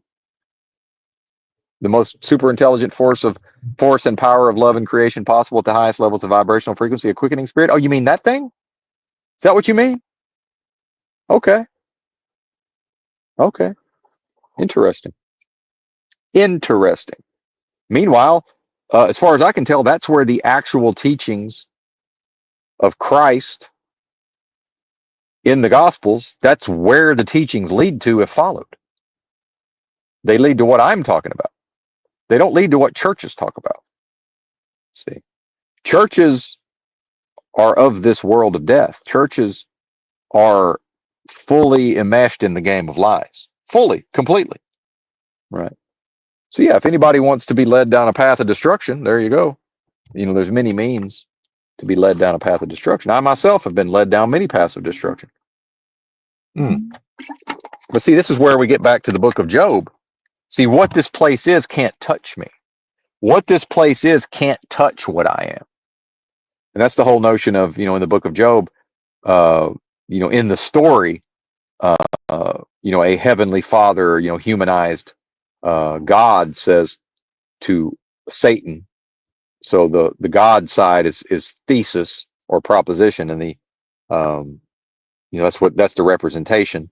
And we're already in delusion. Remember, in the story of the book of Job, we're already well into the delusion of this place. And then along comes Satan, right? Antithesis, representing antithesis. And so what thesis says to antithesis is, take your best shot. You just physically don't do anything physically, which I take as an acknowledgement of, well, antithesis doesn't have the power in the first place, right? Antithesis lacks the ability to physically destroy Benton. If antithesis could physically, and again, it's not even physical, but I think you know what I mean. If this place could destroy what I am, it would have already done so. It's not able to. It lacks the ability to destroy what I am. right? Now, if I want to go down a path of destruction in the, um, if I was to go down a path of destruction as I have in the past, whatever image of myself I then create and uphold before Moloch's machine and say, hey, Moloch, is this good enough? Well, that can be destroyed, certainly. This world can destroy that, like, my own father's image of that he crafted of himself, has certainly been destroyed by this realm. However, and I think this ties into the Jack Talcott type of stuff. If anybody's knows who this is, Jack Talcott, he's a YouTube channel. I think you could probably just Google Jack Talcott and find him. Or I'm sorry, YouTube search, probably same thing. Either way, that my own father, he's still living in the image that he created for himself. And he doesn't even know that he's done that. And he's still living in that. And what I mean by this world has destroyed it, well, he's able to continue to recreate it and inhabit it on an ongoing basis, much to his own mental health, the decline of his mental health, much to his own great detriment. So I would argue that the world has destroyed his image of himself. Same thing with Jack Talcott. Jack Talcott had this previous life, whatever that biography was, and he was somewhat upstanding and accepted in his local society. And he also had crafted an image to uphold before Moloch, only to see that image destroyed. And so much of the plight, much like my own father, much of the plight of Jack Talcott seems to be tied up in, well, presumably endowed with creative force, which is more evidence that perhaps we are all more alike we're all more similar than dissimilar spiritually, right? At the level of at least potentialities, right? Um, Jack Talcott is, and this is where free will comes in. He's in a slave system, right? In a realm of psychological enslavement, of course, the realm of psychological enslavement would contain a free will notion because the individual is able to further enslave themselves via something we call free will. Jack Talcott is freely willing himself, right? He's freely willing to continue to create a false image, and nobody can tell him otherwise. It's an image that no longer actually exists in the world of death, right? And it never existed because its nature was death the entire time, right? But I mean, at the level of a social contract, the people in his community are no longer willing to accept him. And this is where the withholding comes in. And this is how society, there's no love effectively. Now, again, there's always exceptions to everything, but here's how you know that generally speaking, there's no love, because all of that is withheld. Love, acceptance, resources is withheld by society. And then when the individual grows to an adult and performs, right, within the world of death, they perform what the game of lies wants them to perform. Then at the level of the social contract, the other people who are accepted by society and are treated in a certain type of way, then the society provides them with a modicum of respect, a modicum of acceptance, a modicum of love, right? Not the real thing, right?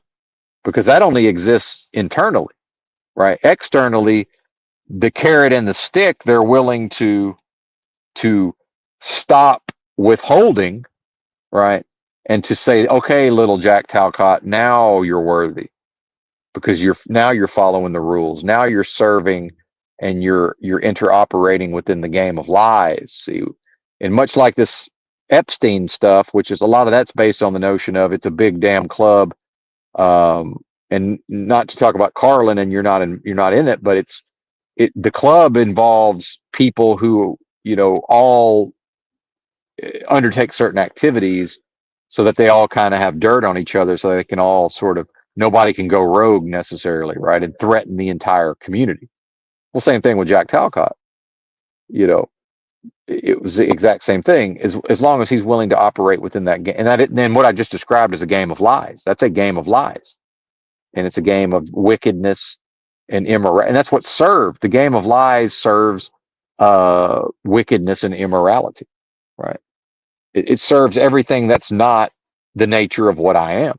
See, again, back to the inversion. It serves the nature of everything that's not what I am, via inversion. See, and delusion. So of course, Jack Talcott is free to will his own delusion, right, and inhabit that delusion, and nobody can ever force him out of that. And that's what I believe. That's what L. Ron Hubbard meant when he wrote early on in Scientology. He wrote, "No one has any right to force data onto you." And I believe that's what that means, meaning spiritually and at a level of creative force and just the way things work, metaphysically. Absolutely, Jack Talcott has all abilities and is able to do that, to create a false reality for himself and inhabit it, just like my father.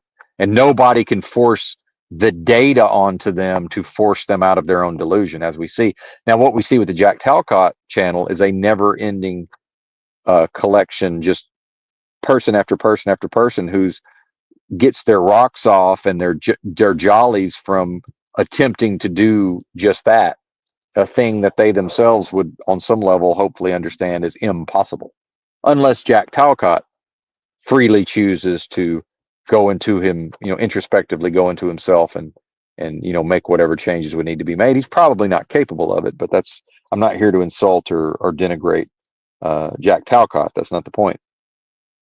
You know, um, the point is I've risen to a certain level within myself where I'm able to be in this world and not lashing out in anger as I did in the past. Certainly, many folks who've been around the channel there's been many times I've lashed out in anger, right?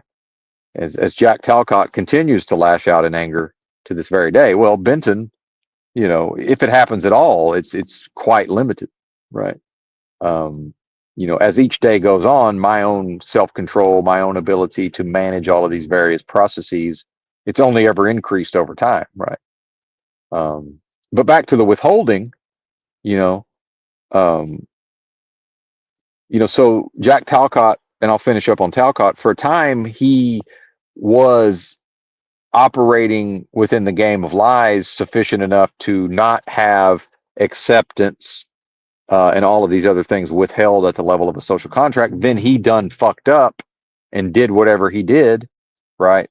Whether it was him overtly, doesn't matter what he did. He was seen to have fucked up in the eyes of the community, who then went right back to the default state of withholding love and acceptance. And for whatever reason, people like my father and Jack Talcott, they simply cannot exist in those states. They cannot exist without those, they have to have that on some level. So that now we see my father creating that for himself through his series of romantic partners. Jack Talcott seemingly doing it through his YouTube channel, right? And again, it's whatever, man. I don't have a dog in the hunt, as they say. Completely fine on those levels. Still not reading the comments. Shout out to the chat. Appreciate y'all rocking with me. Now we're on bonus time here. It's not really bonus, but I've now used up the free 20 hours of StreamYard, and may or may not spend what little is left of my money, if that's even a thing. And I only even hesitate because Benton the performer only even hesitates because there may be a few things I need to pick up at a certain point before I completely run out of money. Perhaps. I don't know yet. We'll see. We'll find out shortly. Perhaps as early as tomorrow we will all find out. But again, I will fall short of the e-bagging and just say if the folks feel compelled to have these rants continue, although they may continue anyway, feel free to email me, or if folks know how to kick a few bucks my way, you're as free to do so as you've ever been. And that's as much e-begging as I'm going to do today. But I've done far, far, far more e-begging in the past. So I'm certainly not The royal we here is not above that, certainly. And thank you for your patience with the short infomercial there. Much appreciated.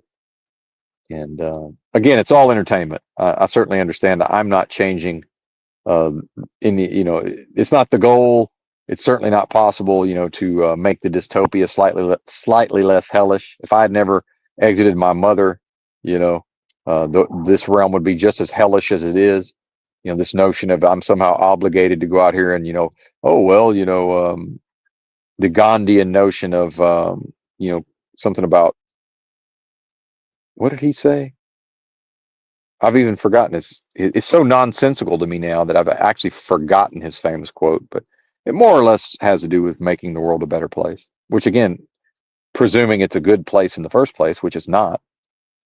It's a world of death. Well, to the lovers of death, again, the Bible's saying all they that hate the most super intelligent force of love in creation possible at the highest levels of vibrational frequency love death, right? The lovers of death. And that's who sets the tone in a world of death, is the lovers of death, right? And for me to go out here and perform in a game of lies and to do the same dance that the lovers of death do, to follow them down the path into destruction, to be delivered into the hands of the enemy, right? Such that what the Bible says would one day come true, which is, whatever, you know, uh, presumably it would be the degeneration of the spirit, the vibrational frequency being lowered so far that when it's time to go back to, again, it's not even a going back to, because that's the time and the place it's not here. See, the time and place ain't here. Time and place is beyond time and space and place. That's where what Benton is. It's one with that force, which is everywhere all the time, apparently. Right. It's not here in this delusion, because this doesn't even really exist. Or more correctly, it only exists within the greater, you know, super intelligent force of love and creation. That's the means whereby it continues to propagate itself, more correctly. Right. So this is, again, waking, a surrealistic, unreal waking dream. That's what this is, like imaginings, imaginings on behalf of antithesis, right? Because thesis, the nature of thesis, when interfacing with antithesis, well, the nature of thesis would be to want to be helpful to the whatever it is that antithesis would put forward, which would be the idea that, well, actually, um, the highest source of love and creation possible is not actually the source of all life and authority. That's antithesis has set about via this delusion to disprove the authority and validity of the Most High. That's what this place is. That's what this world of death is, and that's why it's a world of death. Because how else would antithesis seek to undermine and disprove the validity, which is a fool's errand? It's not possible, right? And so that's where we get to the biblical notion of, the calling out to the Lord in the last day of, we did all of these things in your name. Why have you forsaken us? And then, the most super intelligent force of love and creation possible saying, well, I don't know who you are. Meaning, I don't recognize you because I only recognize my own nature. I don't know who or what you are, right? Outside of the context of a delusion, I don't know what you're talking about. See, when we get down to true essence or nature. So this is the realm engaged in a simulation whereby can all of these delusory, individuated pieces of the most super intelligent force of love possible, can they all more or less simultaneously be led down a path of destruction and death to where none of those little lights of theirs are made to shine, so that antithesis can pause the game and do some version of a courtroom scene from the movie Devil's Advocate and say, hey, I appeal to legalese, or I appeal via legalese, and say, well, up until now, it's just been assumed that this is the highest source of authority and validity, and the source of all life is, this proposition and thesis. the highest levels of vibrational frequency, and antithesis is here as Satan or accuser or prosecutor saying, well, actually, based on this evidence I'm presenting, based on this, all of these mathematical trials that have been run in the, the idea of each new moment, now it's here, now it's gone, now it's here, now it's gone. And then the output of all of that has been measured, and it's been found at the level of this evidence that au contraire. That's what this is. That's what this spiritual war is. So you could talk to me about a Bible till you're blue in the face. That changes nothing with respect to what I just said. That's manifested truth, folks. Right? And that's to fearless, and this is where I'll brag a little bit, right? This is to fearlessly and courageously seek that truth, right? Or truth, not that truth, to seek truth regardless of what truth turns out to be. Because, in my more gullible, naive times in the past, I think I just assumed that, well, life, if I ever do get to that level, life will be wonderful and everything will be great. And that is true on some level, that is true. But I'm doesn't change the fact that I'm still, bent in the performer, bent in the psychology, the characteristics, the performance is still doing all of that in a place of death and destruction. And the more closely Benton identifies with what he knows himself to be, the more the bloom is off the rose. And it's even getting to where, I'm and being trained to be people's friends. The Jehovah's Witnesses brainwashed and trained me how to talk to people and to make them my friends, to try to get them into a cult, right? And I was taught how to do. I'm very good at it. Okay, so I'm even now realizing that it's to my detriment that I've been made this way, because even this morning, just doing my little bit of business before this stream, well, I'd made a friend of someone, or really technically an acquaintance, but I had, struck up an acquaintanceship with someone who also was walking every morning for months on end and continues to do so. At the same time, I was walking around in the morning, usually looking for recycling. And we would bump into each other every day. So eventually, I said hi to this, ran into him in Starbucks, said hi, and we started up a acquaintanceship. Well, now I'm seeing now that that's now, not that I regret it, but going forward, I'm most likely not going to do those things, because now it's like there's really no reason to continue that acquaintanceship. And, I don't know that either one of us is interested in it, but we still bump into each other all the time. So I actually had the thought, as I opened my, I have all my windows covered on the car. And right before I opened the door and to take, I was about to open the door, take the window shade down so I could spit out some water, rinsing out my mouth after I had my morning drink. And I had the thought of, he's probably, jogging up the path right about now. And I swear, it's exactly, I was looking right at him when I opened the door, and not that it's not good or bad. It's just, there's nothing in it for me. Right. There's just nothing there. That's what I mean by no external meaning. It's like, what's the purpose of continuing to perform, in a game of lies, right? Um, and what are the motivations of the other person? What's his motivation to try to be my friend or my acquaintance? You know, um, there's certainly been no spiritual talk or, any sort of Jesus or any of that talk, right? And I'm pretty sure that actually, if I just wanted to make sure he never looked my way again, I could probably just talk to him about Jesus. Sadly, that's, probably the most effective tool to get people to go the other way in a lot of cases, or to end up in a conversation with somebody who believes themselves to be practicing the teachings of Christ, right? Either way, not desirable, but there's just nothing there, right?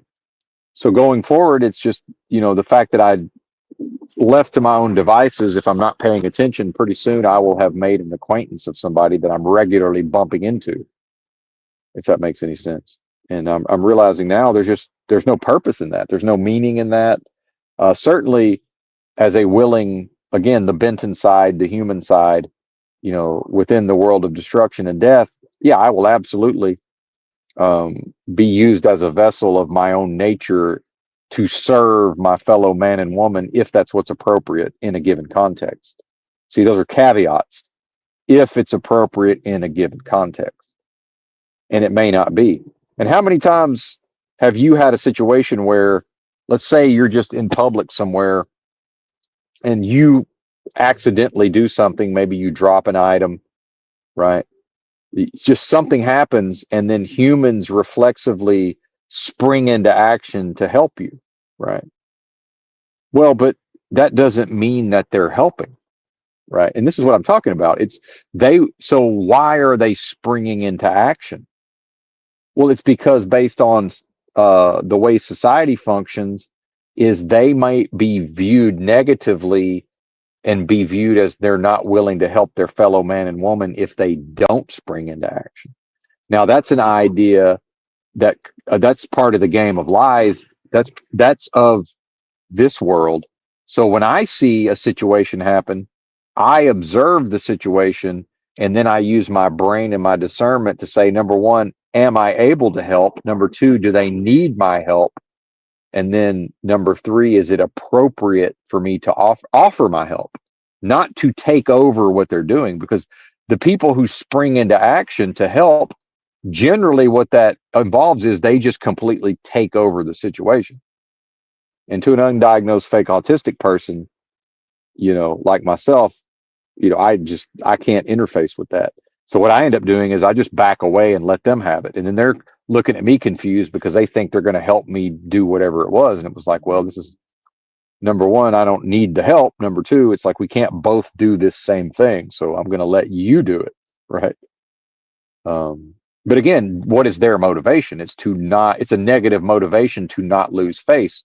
I would argue or just an unevolved person who actually truly wants to help. Right. And one of the most famous examples of this I ever saw was on My 600-Pound Life.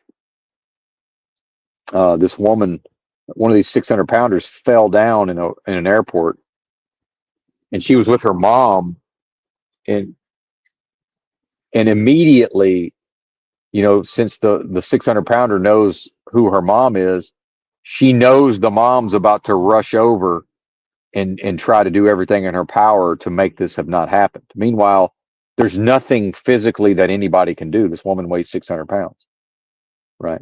But here's the mom rushing over, literally trying to pull the 600-pounder up off the ground. And that 600-pounder's like, just get away from me. Like, there's nothing you can do to help me in this moment. And then now we're back to the other person's feelings of helplessness, right? However they feel about the fact that I just dropped, my earbuds case onto the ground. And unfortunately, there's another human being in physical proximity enough that now we might have a hockey puck face off to try to see who can snatch up the earbuds case fastest. So what I do, when I can immediately tell by people's body language and their reaction, I just go, I don't need any help. Thank you. I got it. And I still have to pause and just wait for them to figure out. And sometimes I have to repeat it. Sometimes, no, thank you, but thank you. I appreciate your willingness, but I'm okay. I got it. And by then I'm actually holding my hand up and doing a gesture like, please, just leave me alone, because I don't need assistance or help in reaching down and retrieving my dropped item. But if a single human being is within close enough proximity to possibly beat me to that item in order to hand it to me, that's what they're going to do. Right. And then I'm just there like, what is this?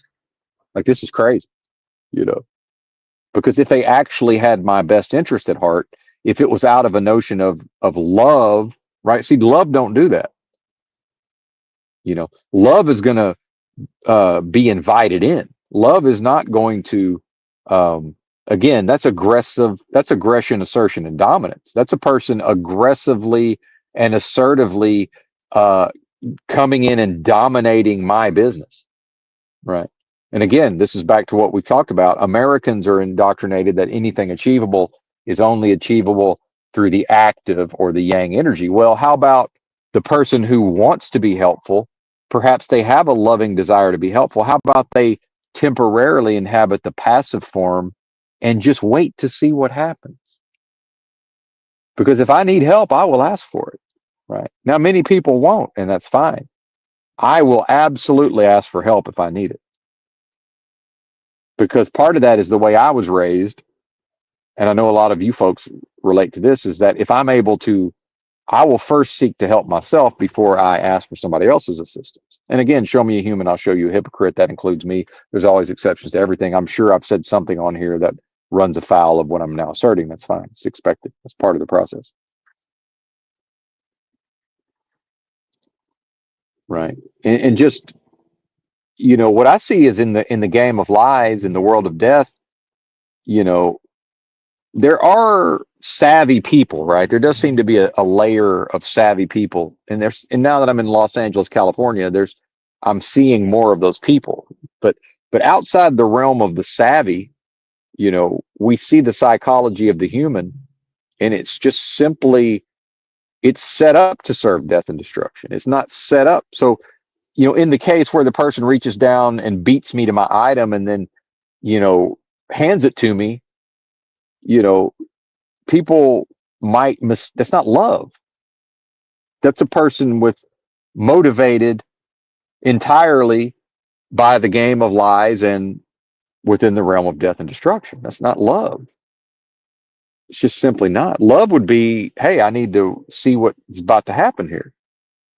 And I got another example from yesterday that the last time I was in LA, I'd forgotten about this, but sometimes and this was before the true knowledge of self. And, so when I talk about that, I've had far less anxiety and stress and just,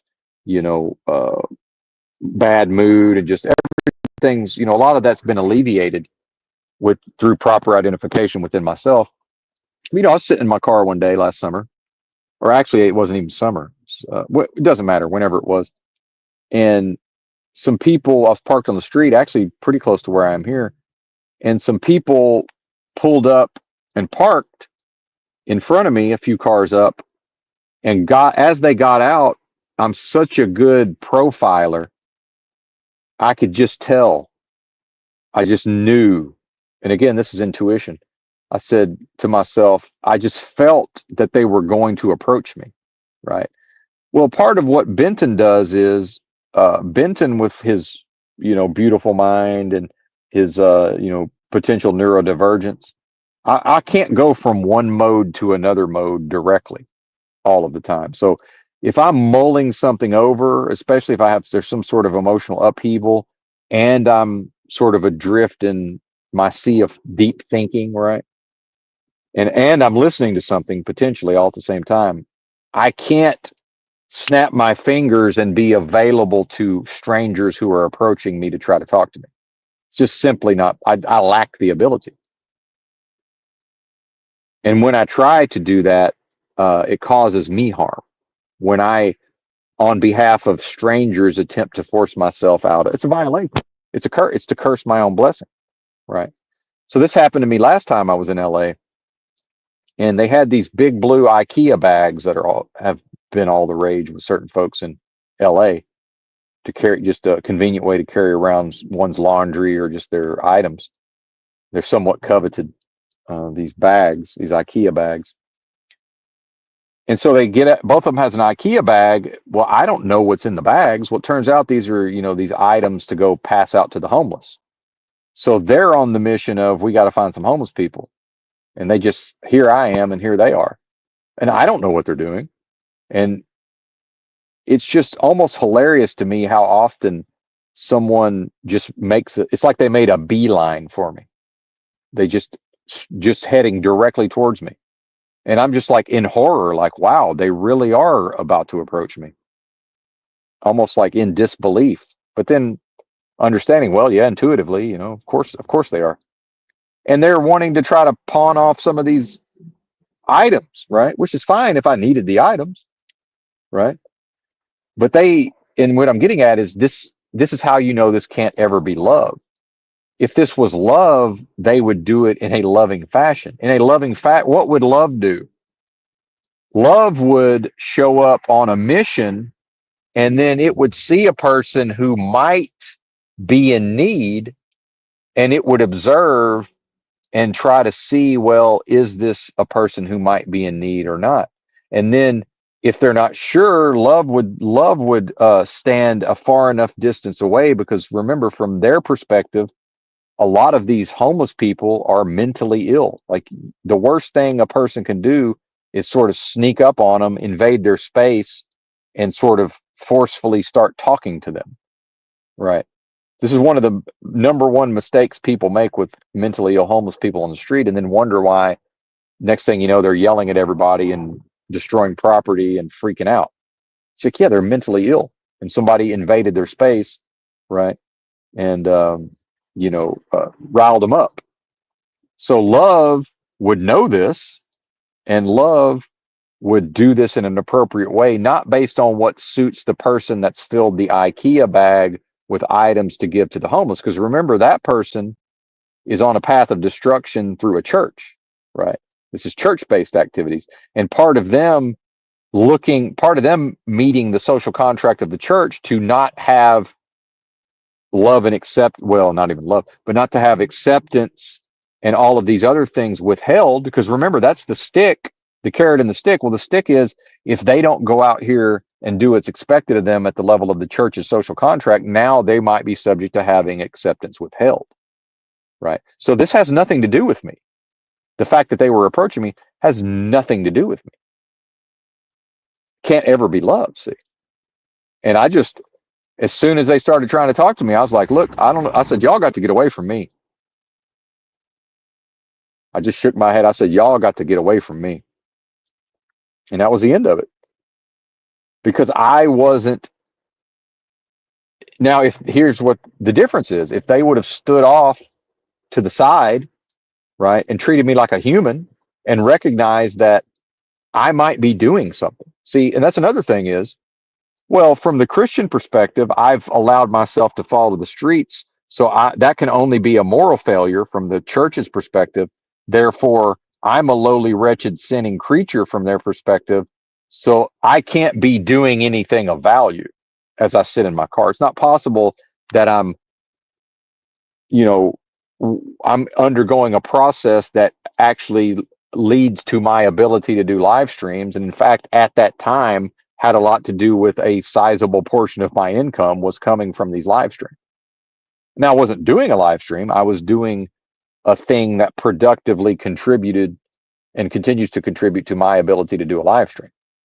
Now, they don't know that, but if they lovingly respected my own, that I might potentially be possessed of what they are possessed of, again, if they are what I am and what I know myself to be, then they would have stood far enough away, waited until I noticed them, right? Then tried to get my attention, like, hey, man.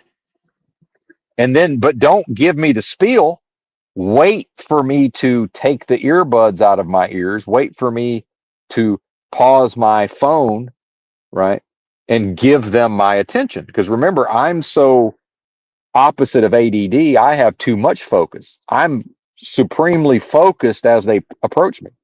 I need a 1 Mississippi, 2 Mississippi, 3 Mississippi of just nothing happening to get out of that, right?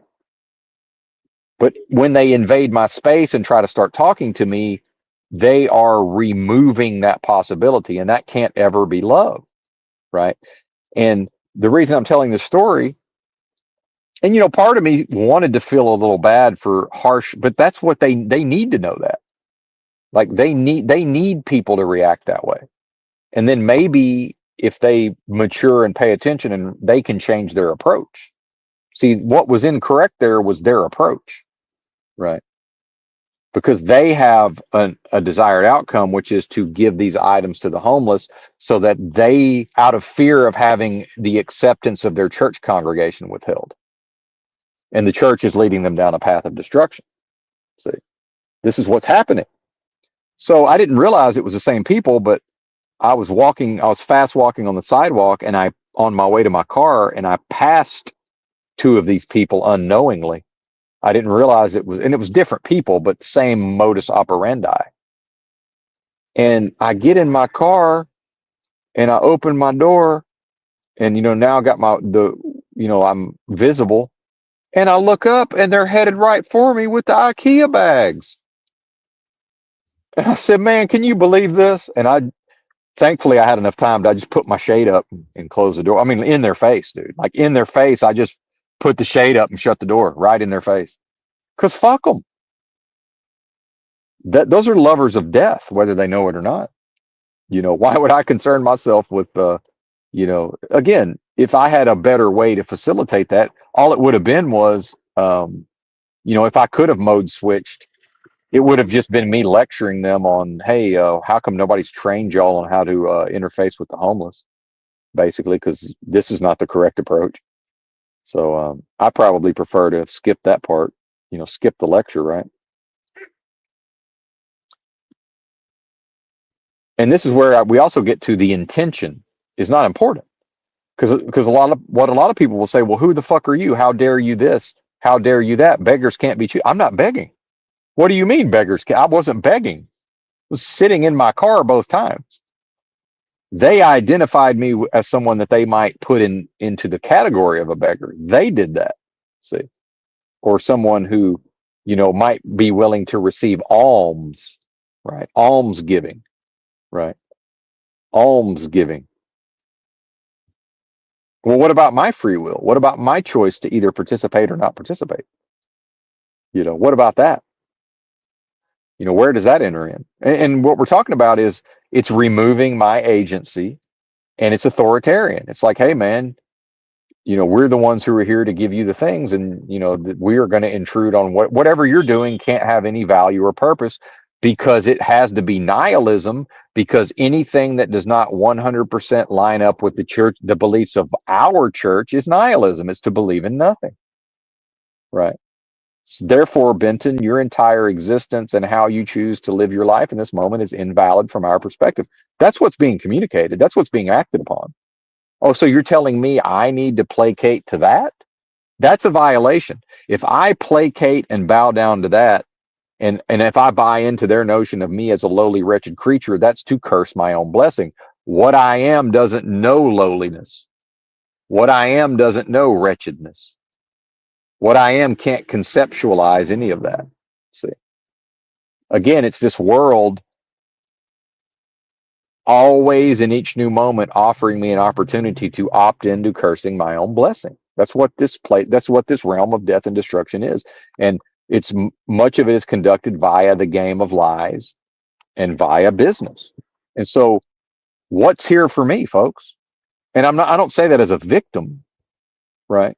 I say there's nothing. Death can't offer anything to life. What offer what offer is death able to make to life? To life. What does life lack that death can offer?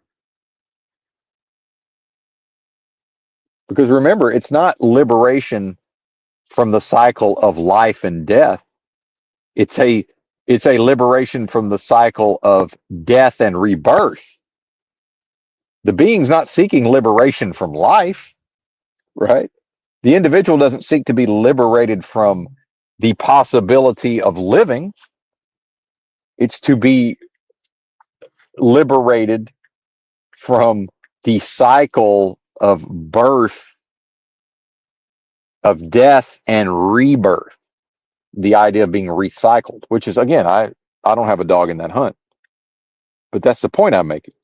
So when a being comes to know their own essence or nature is one with creation itself, love itself, that means there's a vacuum now. From my perspective, there's nothing here for me. And that's where I get into this notion of I highly suspect that there's no meaning to be found externally in this realm. Now, am I able to take externalities and bring them into my internal space and then create a meaning? Absolutely. Absolutely. But for myself, not for other beings. not to make a team meaning. And, this is what we do is we take, we observe the external and we bring that into our internal space individually. And then, we pass it back and forth amongst each other. Right. Which, if that's what people want to do, that's okay. And so how much of the idea of a purpose, how much of the ideas of so-called purpose is tied up in the game of lies because there needs to be some sort of offer on the table in the delusion. Well, if I know myself to be the highest one with the highest source of authority and creation and life itself, and the real thing, there's what can I possibly be offered that I would value by this place? What does a realm of death have to offer me other than death? Nothing. There's nothing here for me but death. But again, not in a harmful way, not in a, you know, not in a way the system would say, right? Like, oh, people who commit atrocities or, people who do harm. I have never done harm. I will never do harm, including to myself.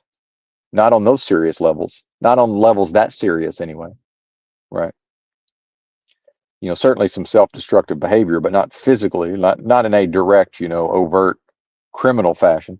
And I'm speaking explicitly also because there is the possibility of passersby hearing some of this discourse. So I want to make it clear that there's absolutely 0% chance of me harming myself or anyone else, and there's absolutely no record of any of that ever occurring, right? Although I thought I found a loophole at a certain point, and I was attempting to leave early via the drink. Boy, that would have been a shame to be so close to unlocking the achievement of true knowledge of self, within 4 or 5 years of that, only to take oneself out with booze. That'd be a damn shame, wouldn't it? I guess that's the reason. It's funny because, when I talk about my chronic illnesses and almost dying, and I got to the point where I got off alcohol long enough to figure out just how, because I felt fine as long as I drank every day. I had to get 3 days off the booze, and I realized just how fucked up my organs were. And, my perception back then was that I had so damaged my organs, and my organs were only able to conclude, well, it looks like he's really going to kill us. So I guess now we just die. I mean, that was my perception at the time. Now, again, it was a very different mental state. I went through 3 weeks of nightmarish withdrawals. I mean, hellish nightmarish withdrawals from alcohol, and certainly have no plans to ever repeat that. Woo, terrible. And I've been delivered from it, thankfully. In the name of Jesus, there's power in the name of Jesus. I got delivered from the drink in the name of Jesus. Absolutely. That's what's happened, and that's part of my testimony. So, um, and I was not confused, but what I used to tell people when I was recovering to some extent, because there was a time when I was so chronically ill that the only conclusion I could reach was I'm going to die. Like my conclusion was, well, I'm not going to be here too much longer. That's how seriously ill I was.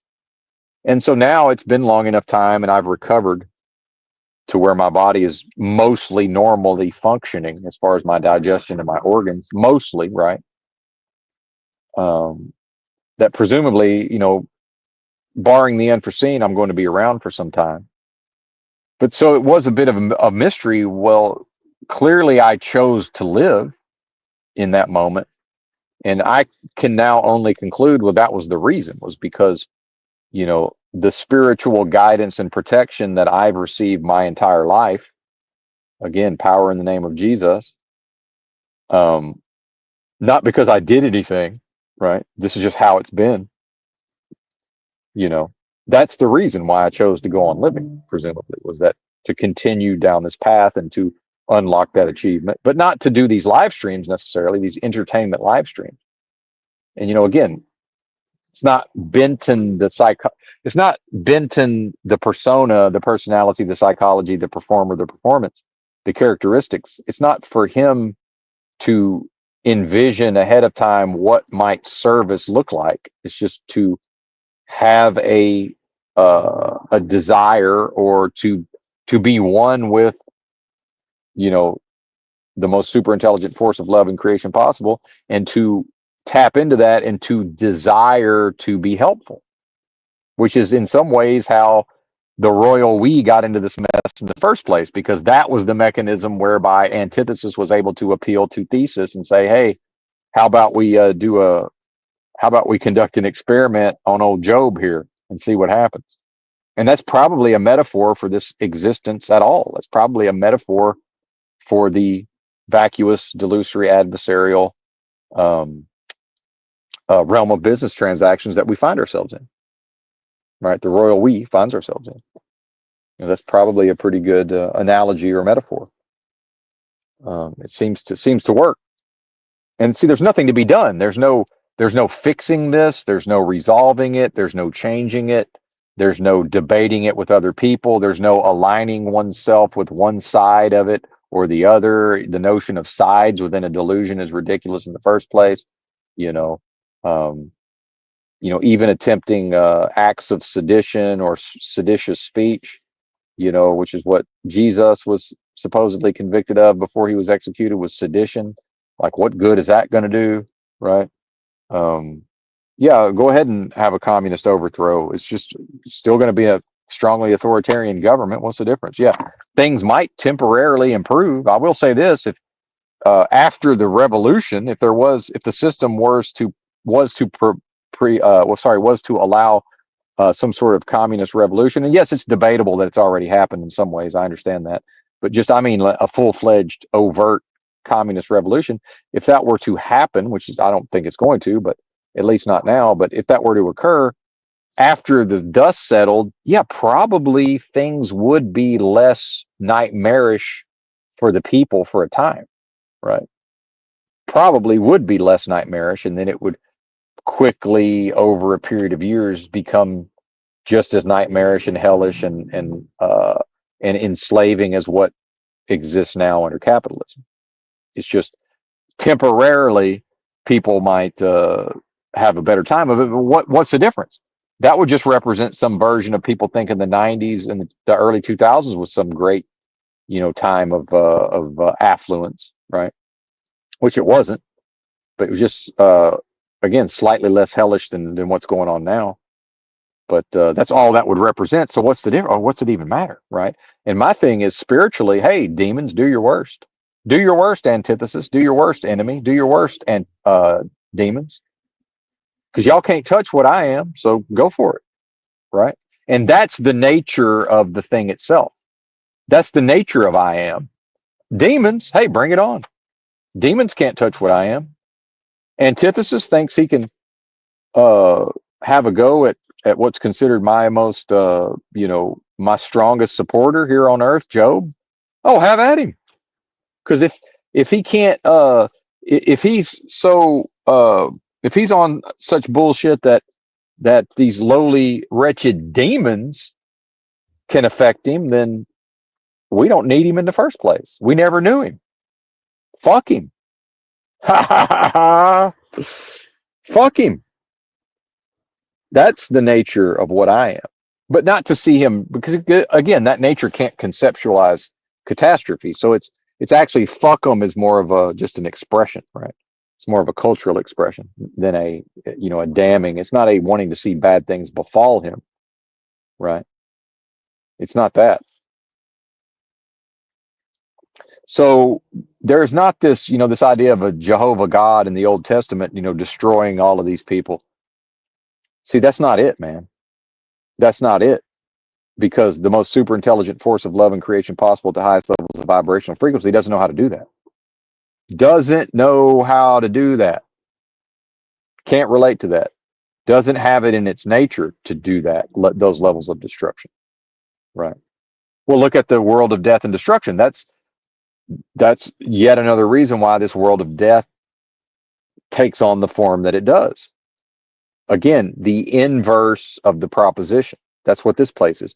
This place is the inverse of the proposition, and the proposition is the source of all life, everything authoritative, everything that has value, everything that has is desirable at the level of its realness and sustainability. The things that people in their devolved, immoral, wicked, depraved, low levels of spiritual attainment states, the things that they're drawn to in this world of death within the game of lies, right? Those desires, that's the so-called desires of the flesh, right? That's the desires of the parts of the being after being being born spiritually perfected as an infant and then offered up to Moloch's machine. That's when the individual has been taught and guided and provided example after example to follow down the path of destruction. That's what this place does. See, so it's not the idea that the person came out of their mother, was raised in a loving Christian home, was raised in the church, right? And now they're adults, and it's for them to go out there and make their mark on the world of death in a game of lies, right? It's not, and for them to go right the wrongs, and for them to see, that's a lie. That's a lie. That's to send one's own children off on the same fool's errand that they were sent off on. Meanwhile, let's look at the history of America. And what is the history of conditions improving in America? The history of conditions improving is affluence and relative comfort of day-to-day living to facilitate the path of death and destruction, meaning to enable people to follow the desires of the flesh that are only even possible because the person as a baby was offered up to this system to learn what needed to be learned for the spiritually perfected babe to then degenerate down to a level to where they can even have desires of the flesh beyond, whatever may be necessary for procreation, right? It's the realm, it's this realm, it's this world of lies, it's this world of death with these games of lies and these games of death. Actually, I guess it's interchangeable. It's a world of lies, a world of death, a game of lies, and a game of death. They're interchangeable. So the games is like the happenings, right? And then the world is the delusion itself. Now, if I had the ability to convey these ideas to the general public and to the people I interface with, there I could come to the moment when I could ask them, okay, now what is it that you would suggest that I would do with what remains of my life, right? That would be praiseworthy, that this world would praise, that this world would uphold. Because remember, this world will withhold its acceptance, and it will only accept me if I'm doing the same dance of death that virtually everybody else is doing. As long as I'm willing to dance the death, as long as I'm willing to dance the dance of death, then here's the acceptance. Oh, you're not willing to dance the same dance of death the rest of us are doing? Well, then you're out of the club, buddy. We withhold our acceptance. Well, that's fine. What I am is acceptance. Meaning what I am can never know rejection. See, and one of the biggest control mechanisms a human experiences within this vacuous, delusory adversarial realm of business transactions, one of the biggest things they experience here is rejection and so-called conditional love. Well, that's just hate. Let's just call it hate. It's not love. There's no such thing as conditional love. Love doesn't know what conditions are. See, love knows nothing of conditions. Love is a performance. Love is a truth manifesting, right? Truth is manifest. Love is a performance within this delusion. See, it's performed. It's brought forth only when the individual is properly identified within themselves with their own true nature, which guess what? That means it's never sympathy and pity. What I am doesn't know anything about sympathy and pity. And I actually was watching a YouTube video yesterday and I felt myself falling into sympathy and pity for the person. And I could feel that it was a violation within my own energy sphere. It's a violation. Pity and sympathy are not tools anybody can use to creatively and lovingly construct anything useful whatsoever. See? But I'll tell you, as a person who's been homeless for many, many, many years, there's a lot of pity and sympathy directed my way. That ain't love. That's not love. That can't be love. Love doesn't pity. Love doesn't have sympathy. But our society, at the social contract, it honors notions of being sympathetic. Yeah, but what's the motivation for being sympathetic? Is the motivation love, or is the motivation like when I talk about dropping my earbuds case and now it's a hockey puck face off? Let's see who can snatch that thing up the quickest to, you know, to not be seen. The motivation's a negative motivation. The person doesn't want to be seen as lacking as being a person who won't be helpful, because that's the social contract. And maybe they fear that something will then be withheld from them. They might lose face. Same thing here. That's the sympathy. Is it's not out of loving regard for me as a human, right? It's to have a desire to be viewed as helpful, a keeping up of appearances. And I had to recognize my own self. That was my motivation, was my own, desire to practice these things, but if it's not appropriate, that's not an appropriate way to do it. If I go to somebody out here and I approach them out of pity and sympathy, I'm actually blocking myself from loving them in the moment. I can't be loving towards them in the moment. Now I might still give them a tube of toothpaste, a toothbrush, a pair of the cheapest socks possible, and a granola bar or whatever. No, I'm good, man. I'm good on all that. I'm not going to eat the granola bar, and I'm all good on all other stuff. See? So what's even happening here? You know?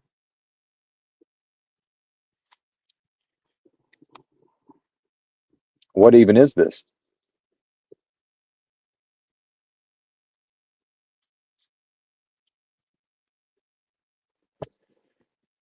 Shout out to the chat. I guess I'll take a look at some comments. Thank you, sir. Getting some compliments in the chat. Shout out to the chat. Much appreciated. Well, I hesitate to talk about anything in the news. Maybe I'll just fire up the old, and yeah, I understand the political implications, but I go to Drudge Report, and then I also go to Citizen Free Press, just to sort of try to balance it out a little bit. But what I like about Drudge is it's almost always critical of the president, no matter who the president is.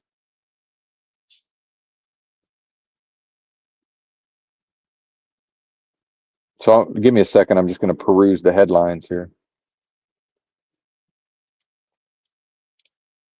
I don't know if I'm going to even be able to bring myself to entertain any of this.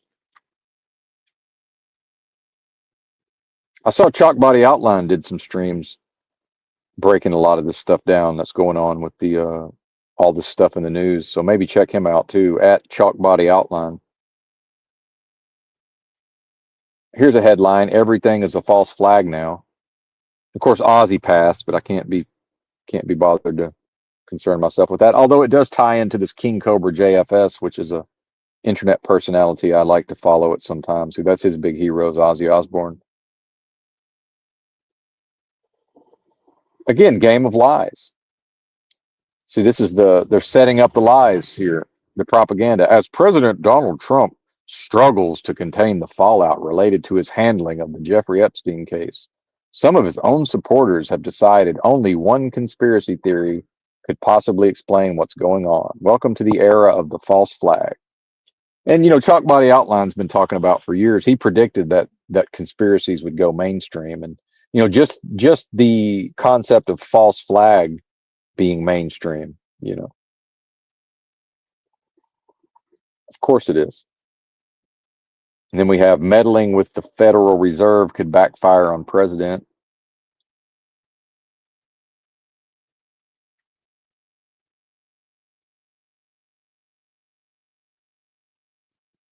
It's interesting. Not really. MAGA clamors for arrest as Trump accuses Obama of treason.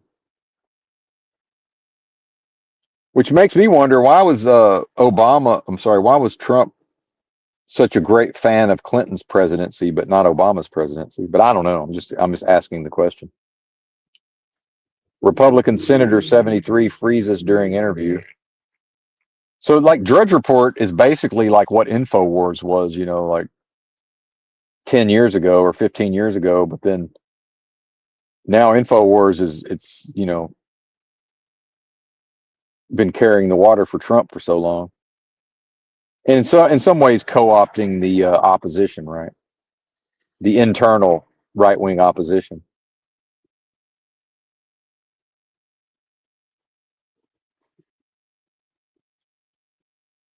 And then just this Pete Hegseth as Secretary of Defense, and then these pictures of him with his you know his certain style of tattoos, and he's dresses in a certain style, like in his personal photos, right?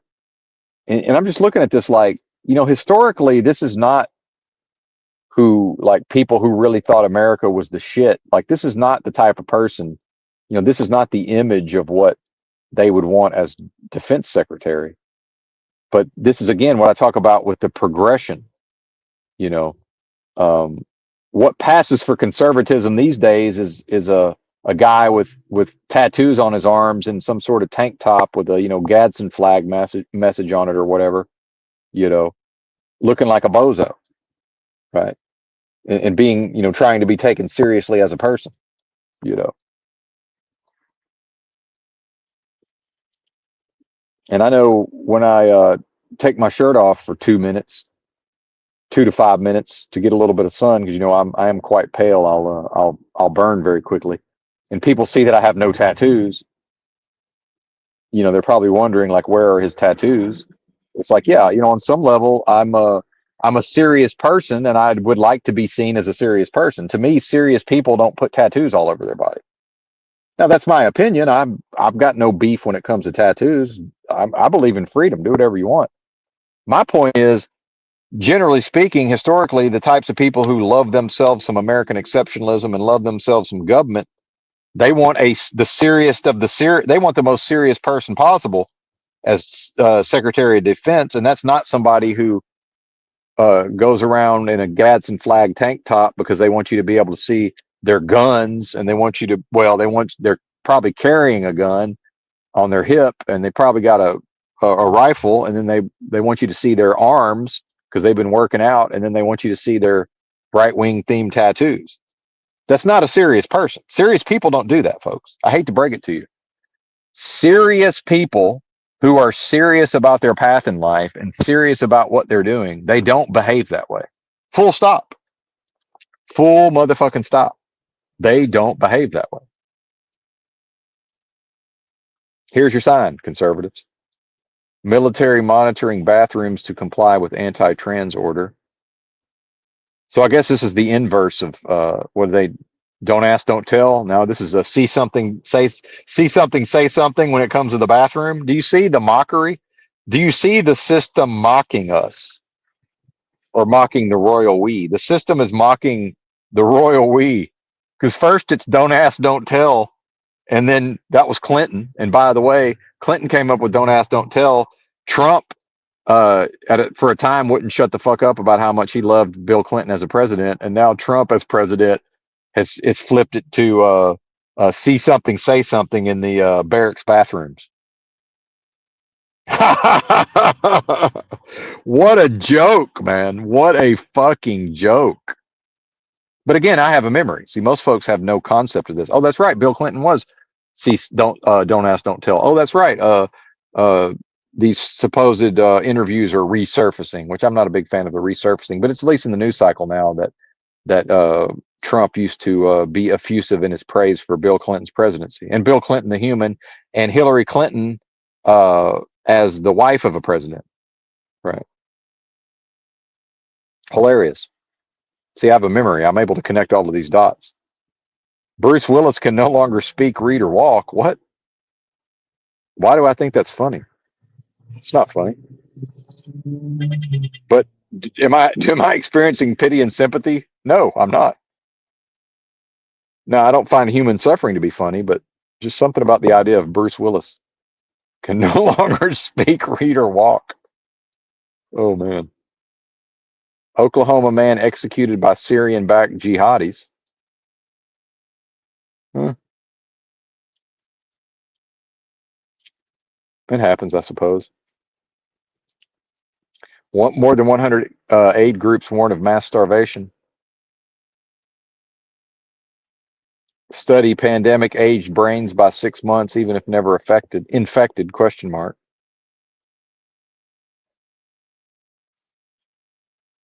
China experiments with merger of man machine in pursuit of powerful new AI. But see, it's got to be evil. So it sounds evil. So it's connected to China because America is everything good and wholesome. So America would never do experiments to merge man machine in pursuit of powerful new AI. See, do you see the messages that are conveyed through the media? Just by saying that China's doing it, well, it sounds evil and bad. And the message that will be sent to the reader is, well, America would this we don't need to worry in the short term because America would never do it. Meanwhile, we already know that the military and the powers that be will say, well, once we recognize that the so-called enemy is moving in this direction, then we have to, because we have to be able to beat them at their own game. Isn't that interesting? Calls to strip Mamdani citizenship spark alarm about weaponizing denaturalization. Yeah, that's funny.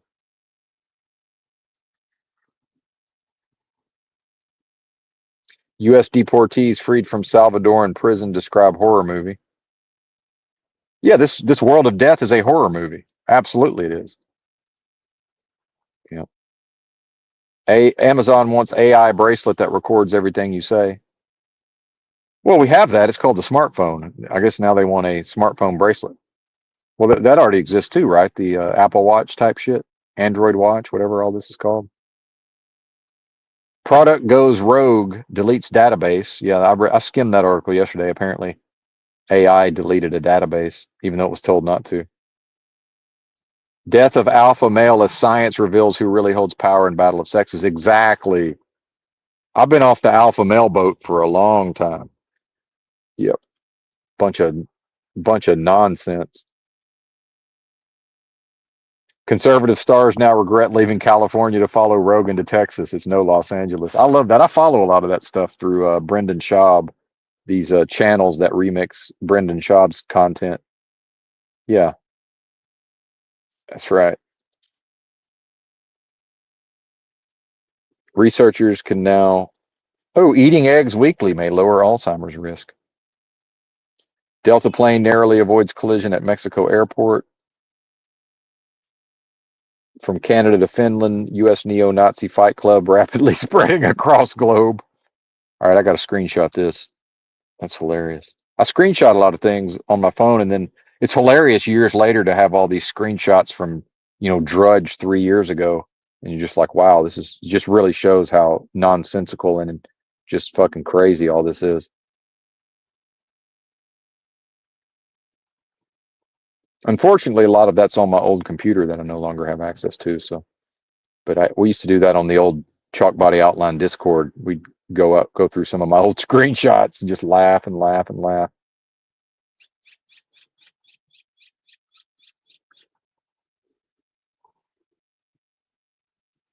Well, I guess that's about it. I can't think of too much else.